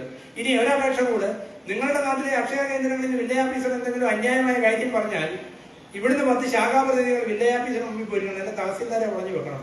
ഒരു 2 ഉദ്യോഗസ്ഥന്മാരെ ആരെങ്കിലും വളഞ്ഞു വെച്ചാൽ പ്രശ്നത്തിന് പരിഹാരം ഉണ്ടാവുള്ളൂ. പക്ഷെ അതിനാരും തയ്യാറില്ല. കാരണം എന്താ? സാറേ, നാളെ ഞാൻ അങ്ങോട്ട് കാരാട്ടത്തിൽ രസീത് വാങ്ങിയിട്ട് പിന്നെ എൻകമറൻസ് സർട്ടിഫിക്കറ്റ് മേടിക്കാൻ പോകേണ്ടതല്ലേ, അല്ലെങ്കിൽ വേറെ കൈവശാവകാശത്തിന് പോകേണ്ടതല്ലേ, ഇങ്ങനെയൊക്കെ ചോദിച്ചാൽ പിന്നെ അവരോട് വഴക്കുണ്ടാക്കണമെന്ന് ചോദിച്ചാൽ ആരും മിണ്ടാറില്ല. ഇങ്ങനെ ആരും മിണ്ടാതായാണ്. ഞാൻ ഡയറക്ടറായിരിക്കുമ്പോൾ 14 ജില്ലയിലെയും ഉദ്യോഗസ്ഥന്മാരെ വിളിച്ചു വരുത്തി മാനദണ്ഡങ്ങളും മാർഗനിർദ്ദേശങ്ങളും കൃത്യമായി പറഞ്ഞു കൊടുത്തിട്ട് പത്രങ്ങളിലും മാധ്യമങ്ങളിലൊക്കെ ഞാൻ പ്രസ്താവന കൊടുത്തു. ആരെങ്കിലും അർഹതപ്പെട്ട ആളുകൾക്ക് ജാതി സർട്ടിഫിക്കറ്റ്, ക്രീമി ലെയർ സർട്ടിഫിക്കറ്റ് നിഷേധിച്ചു എന്ന് തോന്നുന്നുണ്ടെങ്കിൽ ഒന്നുകിൽ എന്റെ ഓഫീസിലെ ടെലിഫോൺ നമ്പറിലോ അല്ലെങ്കിൽ മെയിലായിട്ടോ ഒരു വിവരം അറിയിച്ചാൽ ഞാൻ ഇടപെടുമെന്ന് പറഞ്ഞു. അക്കാലത്ത് കുറെ പേരൊക്കെ അന്വേഷിച്ചു. ഇപ്പൊ പേടിയാണ്. വളരെ ഉയർന്ന ഉദ്യോഗസ്ഥർ പലരും ഹൈക്കോടതി കേസ് കൊണ്ട് പോകുന്നുണ്ട്. കേസ് കൊണ്ട് പോയാൽ കേസ് നോക്കണം, അത് മറ്റൊരു കാര്യം. പലരും ജഡ്ജ്മെന്റ് തന്നെ പല വിധത്തിൽ വന്നിട്ടുണ്ട്. ഇപ്പോഴും കേസ് നടക്കുന്നുണ്ട്. സുഗത സാർ പോയോ? അവർക്ക് ഭക്ഷണം കഴിക്കാൻ നേരായെന്നാണ് അർത്ഥം. ഞാൻ മനസ്സിലാക്കുന്നത്. എന്തോ സാർ ഒന്ന് കൊടുത്തല്ലേ? ആ ചോദ്യം ചിലപ്പോൾ എല്ലാവർക്കും പറയാവുന്നതാണ്. അദ്ദേഹം സർവീസിലുണ്ടായിരുന്നോണ്ട്. ആയിക്കോട്ടെ, കാര്യങ്ങൾ അറിയുന്ന ആളാണല്ലോ. അല്ല, താങ്കളുടെ സംശയം എല്ലാവർക്കും പ്രയോജനപ്പെടും. എനിക്ക് അല്ല, ഇപ്പൊ ഞാൻ പറയുന്നു, ഇപ്പൊ ഇവിടെ ഇരിക്കുന്ന കുട്ടികളെല്ലാം പറയും ഇങ്ങനെ ആ സാറ് പറഞ്ഞു, അവിടെ പ്രസംഗിച്ചു, അല്ലെങ്കിൽ ആൾക്കാർ ഇതിൽ പറഞ്ഞു, അയ്യോ OBC എഴുതണ്ടെന്ന്, അമ്മ എഴുതണം, അച്ഛൻ എഴുതണം, എനിക്ക് അത് അഡ്മിഷൻ കിട്ടില്ല എന്ന് പറഞ്ഞ അവര് അപ്പൊ അമ്മയ്ക്ക് അച്ഛന് വിദ്യാഭ്യാസമുള്ളവർ ചിലപ്പോ കൂടുതലുണ്ടാവും, അതേ കുറവുള്ളൂ. കുട്ടികളെ പറഞ്ഞെഴുതി. ആ ചോദ്യം വളരെ നന്നായി. നിങ്ങളുടെ സ്കൂൾ റെക്കോർഡിൽ അപേക്ഷ കൊടുക്കുമ്പോൾ OBC എന്ന് തന്നെയാണ് എഴുതേണ്ടത്. എൻട്രൻസ് പരീക്ഷയ്ക്ക് വേണ്ടി സർട്ടിഫിക്കറ്റ് വാങ്ങുന്ന സമയത്താണ് നിങ്ങൾ SCBC എന്ന് തരുന്നത് എന്ന് മനസ്സിലാക്കാൻ വേണ്ടിയാണ് ഞാൻ പറഞ്ഞത്. നമ്മുടെ കമ്മ്യൂണിറ്റീസിനെ ഞാനൊന്ന് പറയാം.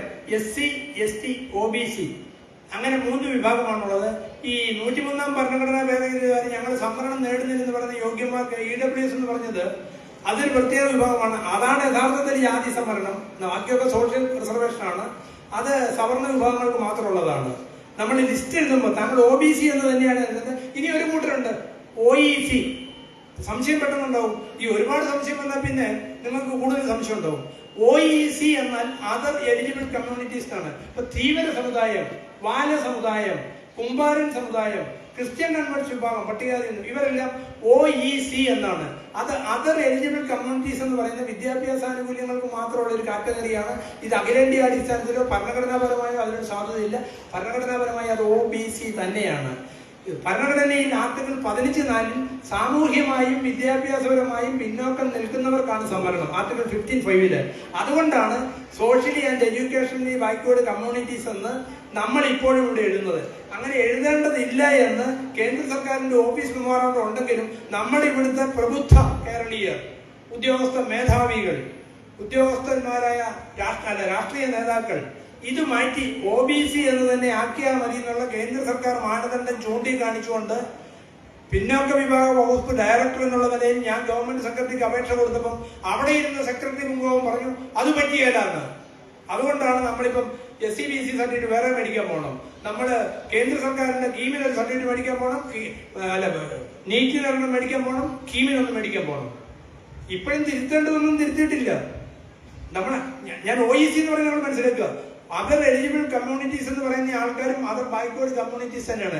യഥാർത്ഥത്തിൽ ഈ അതർ ബാക്ക്വേർഡ് കമ്മ്യൂണിറ്റീസ് എന്നുള്ളത് അതർ ബാക്ക്വേർഡ് ക്ലാസ് ആണ് യഥാർത്ഥത്തിൽ. ഈ ക്ലാസ്സിനകത്ത് അതും നമ്മൾ മനസ്സിലാക്കുക. 12:30 ഞാൻ നിർത്തുന്നതാണ് ഉചിതം. സാറെ കണ്ടില്ല. അതായത് നിങ്ങൾക്ക് താല്പര്യമുള്ളവർക്ക് കേൾക്കാം. കേൾക്കും. അപ്പൊ ഞാൻ നിങ്ങളോട് ഒന്നുകൂടെ പറഞ്ഞുതരാം. OBC എന്നാൽ അതർ ബാക്ക്വേർഡ് ക്ലാസ് ആണ്. ഈ അതർ ബാക്ക്വേർഡ് ക്ലാസ് എന്ന് പറഞ്ഞാൽ ഇവിടെ ഇപ്പൊ ഈ സവർണ പുരോഗമനം പറഞ്ഞ് നടക്കുന്ന ആൾക്കാരൊക്കെ പറയുമല്ലോ, ജാതി സംവരണം വേണ്ട, സാമ്പത്തിക സംവരണം മതി എന്ന് പറഞ്ഞ് നടക്കുന്ന ആൾക്കാരുണ്ടല്ലോ. യഥാർത്ഥത്തിൽ ഈ സാമ്പത്തികം എന്ന വാക്കിന് എക്കണോമിക് എന്ന അർത്ഥമുണ്ട്, അർത്ഥശാസ്ത്രം പഴയ ഈ ഫിനാൻസ് അല്ല. യഥാർത്ഥത്തിൽ എക്കണോമിക്കലി വീക്കർ സെക്ഷൻ എന്ന് പറഞ്ഞ് ഏർപ്പെടുത്തിയിരിക്കുന്നത് ഫിനാൻഷ്യലി പുവർ ആൾക്കാർക്കാണ് കൊടുക്കുന്നത്. എക്കണോമിക്കലി വീക്കർ അല്ല. സാമ്പത്തിക മക്കൾക്ക് എന്ത് കല്യാണാലോചിക്കും എന്ത് സമ്പത്തുണ്ടെന്ന് അന്വേഷിക്കുമ്പോൾ അവരുടെ ശമ്പളമല്ല നോക്കാറില്ല, ചുറ്റുപാട് എങ്ങനെയുണ്ട്, ബാക്കി ആൾക്കാർ എങ്ങനെയുണ്ട്, എന്തെല്ലാം സൗകര്യം ഉണ്ടെന്നാ എന്ന് പറഞ്ഞ പോലെ ഈ OBC സംവരണം എന്ന് പറയുന്നത് നിങ്ങൾ മനസ്സിലാക്കുക, ഇത് യഥാർത്ഥത്തിൽ സോഷ്യൽ റിസർവേഷൻ ആണ്. ഈ OBC പട്ടികയിൽ ആർക്കും വരാം. ആ OBC പട്ടികയിൽ ഉൾപ്പെടുത്തുന്നതിനുള്ള മാനദണ്ഡം അവന്റെ സാമൂഹ്യം, വിദ്യാഭ്യാസം, രാഷ്ട്രീയം, സാമ്പത്തികം, പൊളിറ്റിക്കൽ ഇങ്ങനെയുള്ള കാര്യങ്ങളിൽ അവരുടെ നില എന്താണെന്നുള്ളത് പരിശോധിച്ച് ബോധ്യപ്പെട്ടിട്ട് അതിനൊരു സ്കെയിലും ഇൻഡിക്കേറ്ററും ഉണ്ട്. അത് സാറ്റിസ്ഫൈ ചെയ്യുന്ന ആർക്കും OBC പട്ടിക വരാം. ഇപ്പൊ നമ്മുടെ പ്രധാനമന്ത്രി മോഡി അതർ OBC ആണെന്ന് പറയുന്നുണ്ട്. ഈ മോഡി 2009 വരെ OBC ആയിരുന്നില്ല. അത് വൈശ്യ സമുദായത്തിൽപ്പെട്ട മോദുഗഞ്ച് എന്ന് പറയുന്ന കമ്മ്യൂണിറ്റിയാണ്. ഈ മോദുഗഞ്ച് കമ്മ്യൂണിറ്റിയെ OBC പട്ടികയിലേക്ക് 2004-ലോ 2009-ലോ ആണ് ഉൾപ്പെടുത്തുന്നത്. അദ്ദേഹം മുഖ്യമന്ത്രിയായ സമയത്താണ്. അങ്ങനെ അദ്ദേഹം OBC ആയി. ഈ സമീപകാലത്ത് നാടാർ സമുദായത്തിൽപ്പെട്ട ക്രിസ്ത്യൻ നാടാരെ OBC പട്ടികയിൽ ഉൾപ്പെടുത്തി. ഇനി മണിപ്പൂരി ബ്രാഹ്മിൻസ്, നമ്മൾ ജാതി സംവരണം എന്ന് പറയുന്നത് മണിപ്പൂരി ബ്രാഹ്മിൻസ് ഉണ്ട്, ബ്രാഹ്മണരാണ്, അവർ ഈ OBC പട്ടികയിലുണ്ട്. എന്തുകൊണ്ടാണ്? അവർ സാമൂഹ്യമായ വിവേചനത്തിനും മറ്റു കാരണങ്ങളാലും പിന്തള്ളപ്പെട്ടവരാണെന്ന് തെളിവുകളുടെ അടിസ്ഥാനത്തിൽ ബോധ്യപ്പെട്ടപ്പോ മണിപ്പൂരി ബ്രാഹ്മണരെ OBC പട്ടികയിൽ ഉൾപ്പെടുത്തിയിട്ടുണ്ട്. ഇന്ത്യയുടെ സുപ്രീം കോടതി പറഞ്ഞു ട്രാൻസ്ജെൻഡേഴ്സിനെ OBC പട്ടികയിൽ ഉൾപ്പെടുത്താമെന്ന് പറഞ്ഞു. ചതുർവേദിയും ത്രിവേദിയും 4 വേദങ്ങളും പഠിച്ച ബ്രാഹ്മണര്, അല്ലെങ്കിൽ ഇവിടുത്തെ പട്ടതിരിപ്പാട്, ഒത്തിരിപ്പാട് ഒരുപാട് പേരുണ്ടല്ലോ, ഈ സമുദായങ്ങളിലൊക്കെ ട്രാൻസ്ജെൻഡേഴ്സ് ഉണ്ട്. അവരെ OBC പട്ടികയിൽ ഉൾപ്പെടുത്താൻ പറഞ്ഞിരിക്കുന്നത്. National commission for backward classes പറഞ്ഞു ഓർഫൻസിനെ, അനാഥരെ OBC പട്ടികയിൽ ഉൾപ്പെടുത്താൻ പറഞ്ഞു. ഈ OBC പട്ടിക എന്ന് പറഞ്ഞ യഥാർത്ഥത്തിൽ ഒരു സോഷ്യൽ റിസർവേഷൻ കമ്മ്യൂണിറ്റിയാണ്. മറിച്ച് EWS എന്ന് പറഞ്ഞ ജാതി സംവരണം, അവിടെ സവർണ ജാതികൾക്ക് മാത്രമേ കൊടുക്കത്തുള്ള വ്യവസ്ഥ, വേറെ ആർക്കും കൊടുക്കത്തില്ല. അപ്പൊ ജാതി സംവരണം നിർത്തണം എന്ന് പറഞ്ഞാൽ ആദ്യം നിർത്തുന്നത് EWS സംവരണമാണ്. ഇതൊന്നും നമുക്ക് മനസ്സിലാവില്ല. നമുക്കിതെന്നാ മനസ്സിലാവുന്ന ആർക്കറിയാം? നമുക്കിതൊന്നും വായിക്കാനും പഠിക്കാനും തിരിച്ചറിയാനുള്ളത് അതൊക്കെ ആരെങ്കിലും നടത്തിക്കൊള്ളുന്നതാണ്. മുഖ്യമന്ത്രി ആരെങ്കിലും തിരഞ്ഞെടുത്തോളും, പ്രധാനമന്ത്രി മന്ത്രിമാരെ ആരെങ്കിലും തിരഞ്ഞെടുത്തോളും. ഇതൊന്നും നമ്മുടെ ചോദനയൊന്നും നമ്മൾ വിചാരിച്ചിങ്ങനെ കയ്യും കെട്ടിയിരുന്നോണ്ടാ നമ്മൾ ഇപ്പോഴും അപേക്ഷകരായിട്ടും നിവേദകരായിട്ടും നിൽക്കുന്നതും അവരൊക്കെ അപേക്ഷ മേടിക്കാനും നിവേദനം സ്വീകരിക്കാനും തയ്യാറായി നിൽക്കുന്നത്. സഹോദരൻ അയ്യപ്പൻ പറഞ്ഞില്ലേ, പാർട്ടി മാറി ഭരിച്ചാൽ പോലെ ജാതി മാറി ഭരിക്കണമെന്ന്. എല്ലാവർക്കും അധികാരം കിട്ടണം, എല്ലാവർക്കും പ്രാതിനിധ്യം കിട്ടണം, എല്ലാവരും ഈ അധികാരം കൈകാര്യം ചെയ്യുന്ന എല്ലാ മേഖലകളിലും ഉണ്ടാവണം. സുപ്രീം കോടതിയിലെ ജഡ്ജിമാരുടെ കണക്കെടുത്ത് കഴിഞ്ഞാൽ തിയോക്രാറ്റിക് ജഡ്ജിമാരെന്ന് ഞങ്ങൾ വിശദീകരിക്കുന്നത്.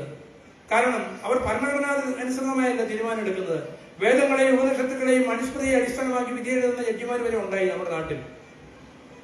അതുകൊണ്ട് അത് ഞാൻ അവസാനിക്കുന്നു. വേറെ ആർക്കെങ്കിലും വേറെ ഒന്നും ചോദിക്കാനില്ല. ഞാൻ നിർത്താൻ വേണ്ടിയാണോ? നിങ്ങൾക്ക് ആർക്കും വേറെ ഒരു സംശയമില്ല.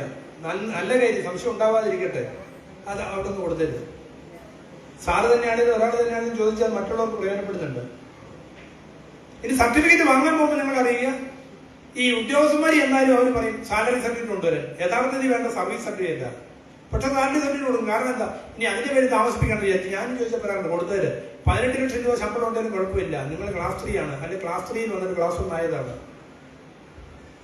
ചോദിച്ചോ സാറ്, ചോദിച്ചോ. എല്ലാവർക്കും വേണ്ടി ഒരാളെങ്കിലും ചോദിക്കണം. മൈക്ക് കിട്ടിയാ നമ്മള് സാറ് പറഞ്ഞ ഈ ഓഫീസിൽ ചെന്ന എന്റെ അനുഭവമാണ് പറയുന്നത്. ഒരാള് 10ാം ക്ലാസ് പാസ്സായി പ്രൈവറ്റായിട്ട് BA പാസ്സായി. എന്നിട്ട് അവള് ഇതിന് വക്കീലാവാനായിട്ട് അവിടെ എല്ലാം അർഹനാണെന്ന് പറഞ്ഞാൽ അവിടെ ചെന്ന് അപ്ലിക്കേഷൻ കൊടുത്ത് ഇതിന് ഇത് വന്നു. അവിടെ ചെന്നപ്പോ അവർ പറഞ്ഞ എന്താണെന്നറിയാം, നിങ്ങൾ +2 പാസ്സാവാത്ത കാരണം നിങ്ങൾക്ക് കിട്ടില്ല എന്ന് പറഞ്ഞു. +2 പാസ്സാവാത്ത കാരണം നിങ്ങൾക്ക് കിട്ടില്ല എന്ന് പറഞ്ഞു. അപ്പോ ഹൈക്കോടതി, മദ്രാസ് ഹൈക്കോടതി പറഞ്ഞിട്ടുണ്ട് ഇത് കൊടുക്കണമെന്ന്. അങ്ങനെ ഞങ്ങള് എറണാകുളം ഹൈക്കോടതിയിൽ കൊടുത്തപ്പോ അവര് പറഞ്ഞു കൊടുക്കുക അഡ്മിറ്റ് ചെയ്യാം. ഇതിനുള്ളൊരു മറുപടി ഒരു കഥ പറഞ്ഞ് ഞാൻ അവസാനിപ്പിക്കാം. ഈ ഉച്ചനേരാണല്ലോ. അല്ല, വിവരമില്ലാത്ത ആൾക്കാര് നമ്മുടെ ഓഫീസിൽ തിങ്ങി നിറഞ്ഞിരിക്കുകയാണ്. അവര് ഇതൊന്നും വായിക്കില്ല, റൂൾസ് ഒന്നും വായിക്കില്ല. സാറേ, അതിനാണ് ഞാൻ പറഞ്ഞത് എല്ലാവർക്കും പ്രാതിനിധ്യം അവിടെ ഉണ്ടായി അവൻ പറയുവാൻ നടവ് ഇതാ കാര്യം. അത് പറയാനാണോ ഇല്ല. The social philosophy of A judge is an important ingredient in his judicial decision making. ഒരാളുടെ സാമൂഹ്യ മനോഭാവം അവന്റെ തീരുമാനങ്ങളെ സ്വാധീനിക്കും. അതെങ്ങനെയാണെന്നൊരു കാര്യം പറയാം, പിന്നെ വേറൊരു കഥയും പറയാം, എന്നിട്ട് അവസാനിപ്പിക്കാം. ഇപ്പൊ ഞാൻ ഇവിടെ ഇതിനു മുമ്പ് പറഞ്ഞിട്ടുള്ളതായിരിക്കും, എങ്കിലും ഒന്നുകൂടെ ആവർത്തിക്കാം. ഇവിടെ ഈ കയറി വരുന്ന ഗേറ്റിന്റെ വാതിൽക്കൽ നിന്നുകൊണ്ട് ഒരുത്തൻ കള്ളടിച്ച് ബഹളം ഉണ്ടാക്കി ചീത്ത പറഞ്ഞുകൊണ്ട് നിൽക്കുകയാണെന്ന് ഇരിക്കട്ടെ. ഇവിടുന്ന് വിളിച്ച് സാർ വിളിച്ച് സ്റ്റേഷനിൽ പറയും, ഇവിടെ ഒരുത്തൻ ബഹളം ഉണ്ടാക്കിക്കൊണ്ടിരിക്കുക, ചീത്ത കള്ളുടിച്ചിട്ട് ബഹളം ഉണ്ടാക്കി നിൽക്കുക. കള്ളുടിച്ചിട്ടാണോ? ആളുകാരെ കാലിറക്കുന്നില്ല, മഹാചീത്ത ആള് നടന്നു പോകാൻ പോലും പറ്റുന്നില്ല. കള്ളുടിച്ചിട്ട് തന്നെയാണോ? എന്റെ പൊണ്ണ് സാറേ, ഒരു അരമണിക്കൂർ കഴിയുമ്പോൾ അവൻ അവിടെ വീണ് കിടന്ന് ഉറങ്ങിപ്പോകും, അല്ലെ കെട്ടഴിഞ്ഞ് പോകും, അല്ലെ അങ്ങ് മാറിപ്പോകും, ആരും ഉപദ്രവിക്കുന്നില്ലല്ലോ. ഇതായിരിക്കും ഒരു മറുപടി. മറിച്ച് വേറെ സബ് ഇൻസ്പെക്ടറാണ് കേൾക്കുന്നതുണ്ടെങ്കിൽ അവൻ ഇപ്പോഴും അവിടെ തന്നെ നിൽക്കുകയാണോ? അതെ, ഇപ്പോഴും തന്നെ പറയുന്നുണ്ട്. ഉണ്ട്. അവനെ വിടാതെ നിങ്ങളൊന്ന് പ്രകോപിപ്പിച്ച് നിർത്ത്. എന്തെങ്കിലും കൊഞ്ഞനം കാണിച്ചൊക്കെ അവൻ അവിടെ തന്നെ നിൽക്കണം, പോവരുത്, ഞാൻ ഇപ്പൊ അങ്ങ് വരാമെന്ന് പറയും. അവൻ ചാടിക്കയറി ഇവനെ വരും, കിട്ടിയോ അന്ന പാടെ 2 കൊടുത്ത് ജീപ്പെ കയറ്റിയിട്ട് അങ്ങ് കൊണ്ടുപോകും. എന്താ കാര്യം? ആദ്യം വിളിച്ചാൽ ഇത്തിരി കഴിക്കുന്നതാണ്. അവന്റെ മനോഭാവം കഴിച്ചതല്ലേ, എല്ലാരും കഴിക്കുന്നതല്ലേ, ഇത്തിരി കള്ളടിച്ച പൊക്കോളും. ഇതാണ് അവന്റെ മനോഭാവം. മറ്റവന്റെ മനോഭാവം എന്താണ്? അവൻ കള്ളടിക്കുന്നതല്ല, മദ്യവിരോധിയാണ്, ഈ കള്ളടിച്ച് വെള്ളം ഉണ്ടാക്കുന്നതൊക്കെ ആണ് അവന്റെ മനോഭാവം. ഇനി തീരുമാനങ്ങൾ എടുക്കുന്നതിനകത്ത് നമ്മുടെ അഭിപ്രായങ്ങളുടെയും കാര്യത്തിൽ ഒരു പുരയിടത്തിലേക്ക്, വീട്ടിലേക്ക്, നമ്മുടെ നാട്ടിൻപുറത്തൂടെ ആരെങ്കിലും കയറി വരികയാണ്. എന്റെ വീട്ടിലേക്ക് വരുന്നത് തന്നെ ഇരിക്കട്ടെ. എന്റെ വീട്ടിലേക്ക് ഒരാൾ കയറി വരുമ്പോൾ എന്റെ വീടിന്റെ മുറ്റത്തൊക്കെ വയലാണ്, ഇത്തിരി നടന്ന് കയറി മോളിൽ കയറി വരണം. എന്റെ ഒരു പശുവിനെ ഞാൻ പറമ്പിൽ കെട്ടിയിട്ടുണ്ട്. അവിടെ തണല് ചേർന്ന മരത്തെ കെട്ടിയിരിക്കുക. 2 പേര് കയറി വന്ന് വിശേഷം പറഞ്ഞു. ഞാൻ അപ്പുറത്ത് മാവിന്റെ ചോട്ടിലോ ജാതിയുടെ മരത്തിന്റെ ചോട്ടിലോ നിൽക്കുമായിരുന്നു. ആദ്യം വന്നവൻ അങ്ങോട്ട് വന്നു. മറ്റവൻ അത്ര പരിചയമില്ലാത്തതുകൊണ്ട് അവൻ വാതിൽ തന്നെ അവിടെ കസേരയിൽ ഇരുന്നു. മറ്റേ ആളിങ്ങനെ വർത്താനം പറഞ്ഞുകൊണ്ടിരുന്നു. എങ്ങനെയുണ്ട്? ഞാൻ പറഞ്ഞു, ഇനി പശുവിന് തീറ്റയൊക്കെ കൊടുക്കണം, വേറെ മാർഗമൊന്നുമില്ല, പുല്ലൊക്കെ ആണെങ്കിൽ കിട്ടാതായി, പിന്നെ വൈക്കോല് മേടിക്കണം, നല്ല വിലയൊക്കെയാണ് എന്നൊക്കെ പറഞ്ഞു. എന്റെ പശു പിന്നെ പശു ഉണ്ടായിരുന്നല്ലോ. ഓ, ഞാൻ കണ്ട് കയറി വന്നപ്പോ ഒരു കറുത്ത പശുവല്ലേ, HF ആണെന്ന് തോന്നുന്നു, വെളുപ്പ് നിറവൊക്കെ ഉണ്ടല്ലേ, എന്താ പാല് കിട്ടും, കണ്ടിട്ടൊരു 10-12 ലിറ്റർ പാല് കിട്ടും തോന്നുന്നല്ലോ. കിട്ടും, നല്ല നിറം. 2ാമത്തെ 3ാമത്തെ പ്രസവമാണെന്ന് തോന്നുന്നു, അല്ലെ? ആണ് 3ാമത്തെ പ്രസവം. 12 ലിറ്റർ പാല് കിട്ടുന്നുണ്ട്. നല്ല പശു കിട്ടും, നല്ല വളഞ്ഞ കൊമ്പ്, വായിലൊക്കെ നല്ല നീളമുണ്ട്, കൊള്ളാം, നല്ല പശു. അങ്ങനെ പറഞ്ഞുകൊണ്ടിരിക്കുമ്പോഴാണ് മറ്റവൻ എന്നെ കണ്ടില്ലോ എന്ന് വിചാരിച്ച് മറ്റവൻ വീണ്ടും കയറി വന്നത്. എന്താണ് വർത്താനം പറഞ്ഞുകൊണ്ടിരിക്കുന്നത്? ഞാൻ എന്റെ പശുവിന്റെ കാര്യം പറയുന്നു. പശുവോ? അതെ, അവിടെ നിങ്ങൾ കണ്ടില്ലേ? ഒരു കന്നാലി അവിടെ നിൽക്കുന്ന കണ്ടായിരുന്നു. എവിടെ? നിങ്ങളുടെ ആ മാവിന്റെ മരത്തിന്റെ ചോട്ടി കെട്ടിയിട്ടുണ്ടായിരുന്നല്ലോ ഒരെണ്ണം. എങ്ങനെയുണ്ട്? കുഴപ്പമില്ല, ഒരു 150 കിലോ ഇറച്ചി കിട്ടും. പെരുന്നാളിന്റെ സമയത്ത് തന്നെ വിട്ടിരുന്നെങ്കിൽ 1000 രൂപ കൂടെ ലാഭം കിട്ടും. കാരണം അന്ന് 250 കൊടുക്കുന്ന ഇറച്ചി 300 വിൽക്കാമായിരുന്നു. പിന്നെ തോലിനൊന്നും വലിയ കുഴപ്പമൊന്നുമില്ല, ഒരു കേടുമില്ല കേട്ടോ. തോല് വിറ്റാലും കുറെ കാശ് കിട്ടും. എല്ലും തോലും നല്ലതാണെന്ന് തോന്നുന്നു. നേരത്തെ ആയിരുന്നു 1000 രൂപ കൂടുതൽ കിട്ടുമായിരുന്നു. ഒരു സ്ഥലത്ത് തന്നെ ഒരേ പശുവിനെ ഒരേ സമയത്ത് കണ്ട 2 പേരുടെ അഭിപ്രായം എന്താണ്? ആദ്യത്തെ ആളൊരു കറവക്കാരനായിരുന്നു, ക്ഷീര കർഷകനായിരുന്നു. 2ാമത്തെ ആളൊരു കശാപ്പുകാരനായിരുന്നു. കശാപ്പുകാരൻ ഒരു കാര്യത്തെ കണ്ടാൽ ഇങ്ങനെയൊക്കെ പറയാൻ പറ്റത്തുള്ളൂ, കറവക്കാരൻ കണ്ടാൽ അങ്ങനെ പറയത്തുള്ളൂ. അപ്പൊ ആളുകളുടെ മനോഭാവം തീരുമാനം എടുക്കുന്നതൊക്കെ അങ്ങനെയാണ്. ആഫീസിലേക്ക് അപേക്ഷ കൊണ്ട് ചെന്ന് കഴിഞ്ഞാൽ, ഈ നമ്മളൊക്കെ സർക്കാർ ഓഫീസിൽ പോകുമ്പോൾ ഇപ്പൊ എങ്ങനെയാണെന്ന് അറിയില്ല, എന്റെ ഓഫീസിൽ അത് ഞാൻ തുറന്നു പറയാം, 38 വർഷക്കാലം ജോലി ചെയ്തു. ഗുരുദേവാനുഗ്രഹം കൊണ്ടാണ് 60ാമത്തെ വയസ്സിൽ പെൻഷൻ ആയുള്ളൂ. ഈ 38 വർഷക്കാലവും 1 നയാ പൈസ കൈക്കൂലി ആരുടെയും വാങ്ങിയിട്ടില്ല, ഒരു കമ്മീഷനും വാങ്ങിയില്ല, ഒരുത്തന്റെ കള്ളു കുടിക്കാനും പോയിട്ടില്ല, ഒരു മര്യാദകളും കാണിച്ചിട്ടില്ല. അതുകൊണ്ട് നട്ടല് നിവർത്തി അന്നും ഇന്നും എനിക്ക് വർത്തമാനം പറയാൻ കഴിയുന്നുണ്ട്. നമ്മുടെ പല ഓഫീസർമാരുടെ സ്വഭാവം എന്താണ്? ഓഫീസിലേക്ക് ചെന്ന് കഴിഞ്ഞാൽ ഒരു കാര്യമില്ലെങ്കിലും പിന്നെ ഫയൽ എടുത്ത് എഴുതിക്കൊണ്ടിരിക്കും. നമ്മളോട് പോയി എന്താണ് അവിടെ നിൽക്കുക, ഇവൻ ഒരു കാര്യം ചെയ്യുന്നില്ല. ഈ ആദ്യമേ വരുമ്പോഴേ ചിരിച്ചോണ്ട് എന്തെങ്കിലും വർത്തമാനം പറഞ്ഞു കഴിഞ്ഞാൽ ഇവന്റെ പദവിക്ക് എന്തോ കുറവ് വരുന്ന ധാരണ നമ്മുടെ പലരുടെയും ഇപ്പോഴും അങ്ങനെയാണ്. നമ്മൾ ചിരിച്ച് സംസാരിച്ച് ലോഹിത്തിലൊക്കെ പോയി കഴിഞ്ഞാൽ തലേ കയറുന്നവരുണ്ട് കേട്ടോ, അത് മറ്റൊരു കാര്യം. പക്ഷേ ആളുകളോട് ഇടപെടുമ്പോൾ ഇത്തിരി അകലത്തിൽ നിർത്തിയാലേ പറ്റത്തുള്ളൂ എന്നുള്ളൊരു സ്വഭാവമുണ്ട്. അത് ചിലരുടെ പെരുമാറ്റം കൊണ്ട് കൂടിയാണ് കേട്ടോ. ചോറിന സമയമായി, കഥ പറഞ്ഞ് അവസാനിപ്പിക്കാം. ഞാൻ ഒരിക്കൽ വയലാർ രവി മന്ത്രിയായിരിക്കും അദ്ദേഹത്തെ കാണാൻ പോയി. ഈ വയലാർ രവി മന്ത്രിയായിരിക്കുന്ന സമയത്ത് വളരെ ലോഹിത് സംഭാഷണം നടക്കുന്ന കൂട്ടത്തിലാണ്. അപ്പൊ അദ്ദേഹം പറഞ്ഞു, ഞങ്ങളെല്ലാവരും ഇരുന്നു, സ്വകാര്യ സംഭാഷണമാണ്, വയലാർ രവി ഇപ്പോഴും ജീവിച്ചിരിപ്പുണ്ട്. അദ്ദേഹം അന്ന് പറഞ്ഞൊരു കാര്യം ശരിയാണ്, ഞാൻ ഈ ട്രേഡ് യൂണിയൻ നേതാക്കന്മാരെല്ലാം വന്നു കഴിഞ്ഞാൽ അവന്മാരെ നിർത്തി വർത്താനം പറയിച്ചിട്ടുള്ളൂ എന്ന് പറഞ്ഞു. വന്ന് അവനെ അവിടെ ഇരുത്തില്ല, വന്നു അവനെ അങ്ങനെ പറഞ്ഞു വിടും. എന്താ കാര്യം? അവന് ഞാൻ ഇവിടെ ഇരുത്തി വർത്താനം പറഞ്ഞു കഴിഞ്ഞാൽ പിന്നെ അവൻ പുറത്തിറങ്ങിച്ചു പറയും അവനെ എന്നെ ഭരിക്കുന്നതെന്ന്. ഇനി എന്തെങ്കിലും കാര്യം സാധിക്കണ്ട, അപ്പൊ തലയിൽ കയറും. അപ്പൊ ചില സന്ദർഭത്തിൽ ചില ആളുകളൊക്കെ നിർത്തേണ്ട കാര്യമുണ്ട്. അതേസമയം പൊതുവായി നമ്മൾ സർക്കാർ ഉദ്യോഗസ്ഥന്മാര് പൊതുജനങ്ങളുടെ പ്രശ്നങ്ങൾക്ക് പരിഹാരം ഉണ്ടാക്കാൻ വേണ്ടിയാണ് ജോലി ചെയ്യുന്നതും ശമ്പളം തരുന്നതും. വിലയാപതി ചെന്ന് കഴിഞ്ഞാൽ പറയും, ഇല്ല എനിക്ക് വേറെ അത്യാവശ്യ ജോലിയുണ്ട് എന്ന് പറയുന്ന ആൾക്കാരില്ലേ, അവൻ എന്തോന്ന് പണിയും? നമ്മുടെ ഈ കാര്യം ചെയ്യാൻ വേണ്ടി അവൻ ശമ്പളം കൊടുക്കുന്നത്. അത് കൃഷി ഓഫീസറായാലും പട്ടിക വികസന ഓഫീസറായാലും ആരായാലും അവന് ശമ്പളം കൊടുക്കുന്നത് ഈ സാധാരണക്കാരുടെ പ്രശ്നം പരിഹരിക്കാൻ വേണ്ടി അല്ല, അവൻ വേറൊരു കാര്യത്തിനും അല്ല. അതുകൊണ്ട് ഈ സേവന മനോഭാവമൊക്കെ ഇപ്പൊ നഷ്ടപ്പെട്ടു. അത് മറ്റൊരു കാര്യം. ഗവൺമെന്റ് സെർവന്റ് എന്നുള്ള വാക്ക് മാറ്റി ഇപ്പം. അത് വേണ്ടെന്നുള്ള അഭിപ്രായക്കാരനാണ് ഞാനും. കാരണം സേവകരല്ല. പക്ഷെ നമ്മളിപ്പം സെർവന്റ് ആകാനുള്ള ശ്രമത്തിൽ ആരുടെ ബ്രാഹ്മണന്റെ വിധേയപ്പെട്ട് ജീവിക്കാൻ പോവുകയാണ്. അപ്പൊ അതുകൊണ്ട് നമ്മുടെ മനോഭാവം മാറണം. അതാണ് ഞാൻ ഡോക്ടർ ബി ആർ അംബേദ്കർ നേരത്തെ പറഞ്ഞത്. അത് തന്നെയാണ് കഥയിലും ഞാൻ പറഞ്ഞത്. നമ്മുടെ മനോഭാവം എന്താണെന്നുള്ളതും നമ്മുടെ സമീപനവും കാഴ്ചപ്പാടും എന്താണെന്നുള്ളതുമാണ് ഓരോ കാര്യങ്ങളെയും തീരുമാനിക്കുന്നത്. അപ്പൊ എന്തായാലും ഞാൻ നിർത്തുകയാണ്. ശ്രീനാരായണ ഗുരുധർമ്മത്തിലേക്ക് മടങ്ങുവാൻ, തിരിച്ചു പോകുവാൻ അല്ലാതെ പോകുന്ന ആളുകൾ, ഇപ്പൊ ഞാൻ എല്ലാവരോടും പറയുന്നില്ല, നിങ്ങൾ ചിന്തിക്കണം. ഒരു ചോദ്യം കൊണ്ടുണ്ട്, ചോദിച്ചു. നമസ്കാരം സാർ. നമസ്കാരം. ഞാൻ ചോദിക്കുന്നത്, സാർ ഇന്നിവിടെ പരാമർശിച്ച സംവരണ കാര്യങ്ങൾ, അതായത് OBC, ഇവിടെ കൂടിയിരുന്ന എല്ലാവരും OBC ആണ്. OBC, SIBC എന്നീ വിവിധ കാര്യങ്ങളെ കുറിച്ച് പറഞ്ഞു. പിന്നെ ക്രീമി ലെയർ കാര്യത്തെ കുറിച്ചും പറഞ്ഞു.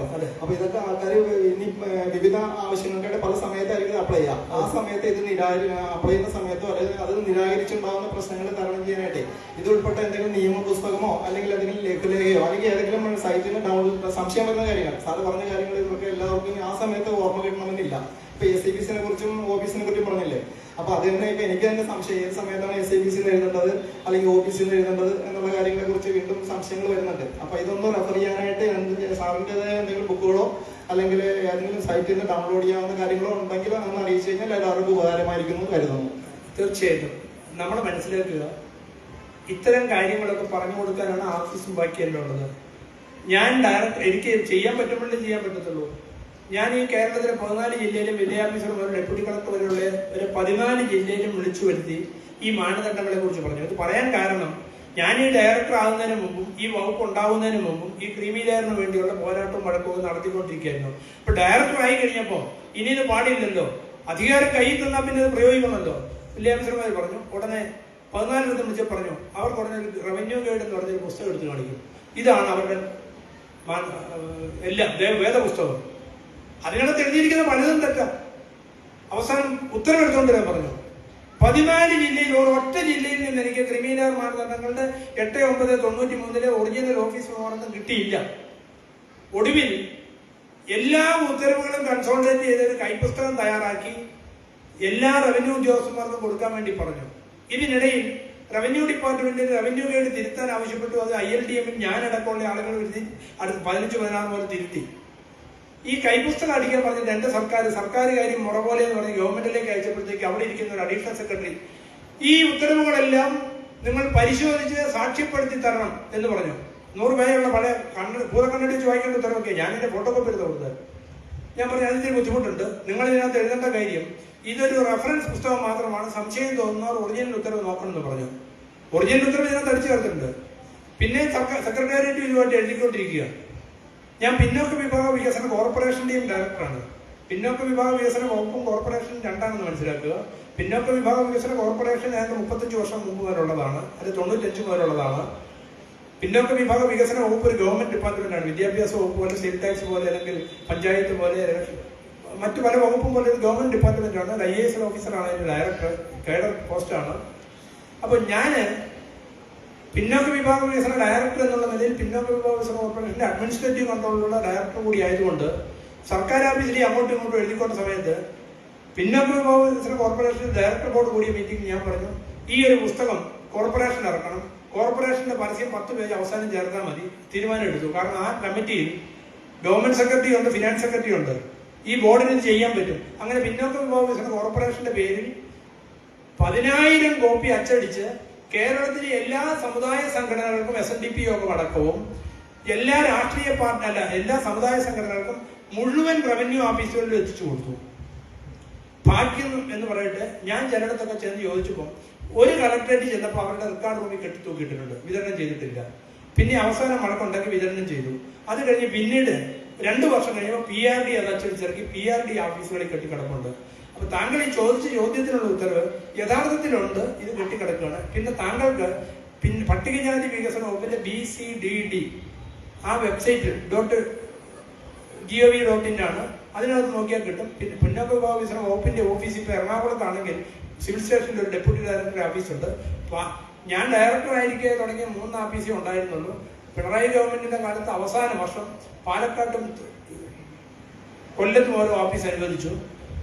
പാലക്കാട്ടെ ഓഫീസ് പാലക്കാട്ടുണ്ട്, കൊല്ലത്തെ ഓഫീസ് കെട്ടിടം കിട്ടിയില്ലെന്ന് പറഞ്ഞപ്പോൾ ഞാൻ കൂടി അംഗമായ സാംസ്കാരിക സ്വാതന്ത്ര്യ കെട്ടിടം സൗജന്യമായിട്ട് കൊല്ലത്തും പ്രവർത്തിക്കുന്നുണ്ട്. ചുരുങ്ങിയ പക്ഷം എല്ലാ മേഖലയിലും കൂടുതലായി ഉണ്ടാകുമെന്ന് പറഞ്ഞിട്ട് ഇതുവരെ ഉണ്ടായിട്ടില്ല. ഇനി വരുന്ന സർക്കാരെങ്കിലും ഉണ്ടാക്കും. എന്തായാലും നിങ്ങളുടെ പിന്നോക്ക വിഭാഗ വികസന വകുപ്പിന്റെ ഓഫീസിലോ പിന്നോക്ക വിഭാഗ വികസന വകുപ്പിന്റെ വെബ്സൈറ്റിലോ കയറി പരിശോധിച്ചാൽ ഇത് കിട്ടും. ഇത് എല്ലാ റവന്യൂ ഓഫീസുകളിലും ഉണ്ട്. ഇവർ തരാത്തതാണ്, ഇവർ മറച്ചു വെക്കുന്നതാണ്. ഇതെല്ലാം റൈറ്റ് ടു ഇൻഫർമേഷൻ ആക്ട് അനുസരിച്ച് ഞാൻ ഡയറക്ടറായിരിക്കും ചെയ്തൊരു കാര്യമുണ്ട്. ക്രീമി ലെയർ മാനദണ്ഡങ്ങളിലെ പരാതി കേൾക്കാനുള്ള അധികാരം എന്നെ ചുമതലപ്പെടുത്തി. എന്റെ പിന്നോക്ക വിഭാഗ വകുപ്പ് ഡയറക്ടർ. ഇത് പല റവന്യൂ ഉദ്യോഗസ്ഥർക്കും അറിയില്ല, അവരതിന് ചൂടായിട്ടുണ്ട്. ഞങ്ങളുടെ കാര്യങ്ങളൊക്കെ ലാൻഡ് റവന്യൂ കമ്മീഷണറോ റവന്യൂ സെക്രട്ടറി നോക്കും. പിന്നോക്ക വിഭാഗ വകുപ്പ് ഡയറക്ടർ എന്താ കാര്യമെന്ന് ലാൻഡ് റവന്യൂ കമ്മീഷണറിലെ ഒരു യോഗ്യൻ എന്നെ വിളിച്ച് ചോദിച്ചു. അവന്റെ അധികാരങ്ങളെടുത്ത് കാണിച്ചതാ. ഉച്ചയോടും കഴിഞ്ഞ് 3 മണിക്ക് കാറെടുത്ത് ഞാൻ ലാൻഡ് റവന്യൂ കമ്മീഷണർ ഓഫീസിലേക്ക്. അതിന് മുമ്പ് എന്റെ CA കൂടി ഞാനൊരു ലെറ്റർ ഡ്രാഫ്റ്റ് ചെയ്തു, DO ലെറ്റർ ലാൻഡ് റവന്യൂ കമ്മീഷണർക്ക്. ഈ അധികാരാവകാശം എനിക്കുണ്ട്, അത് ചോദിക്കാനുള്ള അധികാരം എനിക്കുണ്ട്. ഞാൻ പിന്നോക്ക വിഭാഗ വികസനത്തിന്റെ ഡയറക്ടറാണ്. അത് ഇത്തരം ചോദ്യം ഒരു മേലുദ്യോഗസ്ഥരെ കൊണ്ട് മേലെ ചോദിക്കരുതെന്ന് പറഞ്ഞു. അവസാനം ലാൻഡ് റവന്യൂ കമ്മീഷണർ സർക്കുലർ അയച്ചു, നിങ്ങൾ കൃത്യമായി നോക്കി കൊടുക്കണമെന്ന് പറഞ്ഞാൽ. ഇത് നടപ്പാക്കേണ്ട ആള് ചോദിക്കാനുണ്ടെങ്കിലല്ലേ ചങ്ങാതി പറ്റത്തുള്ളൂ. ഒരു കാര്യം കൂടെ പറഞ്ഞ് അവസാനിക്കാൻ നീണ്ടുപോകും. ഐറ്റം ഭരണഘടനാപരമായി വിരുദ്ധമാണ്, നിയമവിരുദ്ധമാണ്. അതിനേക്കാൾ ഉപരിയാണ് പട്ടികജാതിക്കാർക്കെതിരായ അതിക്രമം ഉണ്ടായാൽ atrocities act, prevention of atrocities act അനുസരിച്ച് ജാമ്യമില്ലാ വകുപ്പ് ചേർത്ത് DYSP അന്വേഷിച്ച് അകത്താക്കുന്ന വ്യവസ്ഥ. കേരളത്തിലെ പട്ടികജാതി വികസന വകുപ്പ് കൈകാര്യം ചെയ്യുന്ന ഒരു മന്ത്രി മലബാറിലെ ഒരു അമ്പലത്തിലെ ഓഡിറ്റോറിയം ഉദ്ഘാടനം ചെയ്യാൻ ചെന്നപ്പം പട്ടികജാതി മന്ത്രിയായിരുന്നു വകുപ്പ് കൈകാര്യം ചെയ്യുന്ന മന്ത്രി. പട്ടികജാതി വിഭാഗത്തിൽപ്പെട്ട ആളായിരുന്നു മന്ത്രി രാധാകൃഷ്ണൻ, ഇപ്പൊ പാർലമെന്റ് മെമ്പറാണ്. ഓഡിറ്റോറിയം ഉദ്ഘാടനത്തിന് വിളക്ക് കത്തിക്കാനായിട്ട് നെയ്ത്തിരി മന്ത്രിയുടെ കയ്യിലേക്ക് കൊടുക്കാതെ ആ പൂജാരി നിരത്തു വെച്ചിട്ട് ഈ ചണ്ടാളന്റെ കയ്യിലേക്ക് കൊടുത്ത എന്റെ ബ്രാഹ്മണ്യം പോകുന്നൊരു അശുദ്ധമാവുന്ന കരുതി. എന്നിട്ട് ആ മന്ത്രി ആരോടും പറഞ്ഞില്ല. 6 മാസം കഴിഞ്ഞ് ഭാരതീയ വേല സമാജത്തിന്റെ സമ്മേളനത്തിന് കോട്ടയത്ത് വന്ന് പറഞ്ഞു, ഞാനും വൈദ്യം അനുഭവിച്ചിട്ടുണ്ട്, എനിക്ക് അവനത് തന്നില്ല എന്ന്. എന്നിട്ട് ഒന്നുകൂടെ പറഞ്ഞു, ഞാനത് ആ യോഗത്തിൽ തന്നെ പ്രസംഗിച്ചിട്ടാ വന്നതെന്ന്. ഞാനൊരു കുറിപ്പെഴുതി അയച്ചു. തന്നെ മോങ്ങാനല്ല മന്ത്രിയാക്കിയത്. എന്റെ മന്ത്രിയെ ബഹുമാനത്തോടെ പറയുന്നത്. അട്രോസിറ്റീസ് ആക്ട് ഉണ്ടായിക്കഴിഞ്ഞാൽ ആ നിമിഷം അവിടുത്തെ sub divisional police officer DYSP ആണ്, അല്ലെ SHOമാരുണ്ടെങ്കിൽ ഇമ്മീഡിയറ്റ് FIR ഇട്ട് അവനെ അറസ്റ്റ് ചെയ്ത് അകത്താക്കണം. ഒപ്പം മന്ത്രി ആ ദേവസ്വം കമ്മീഷണറെ വിളിച്ചിട്ട് അവനെ സസ്പെൻഡ് ചെയ്യാനായിട്ട് ഉത്തരവിടണം.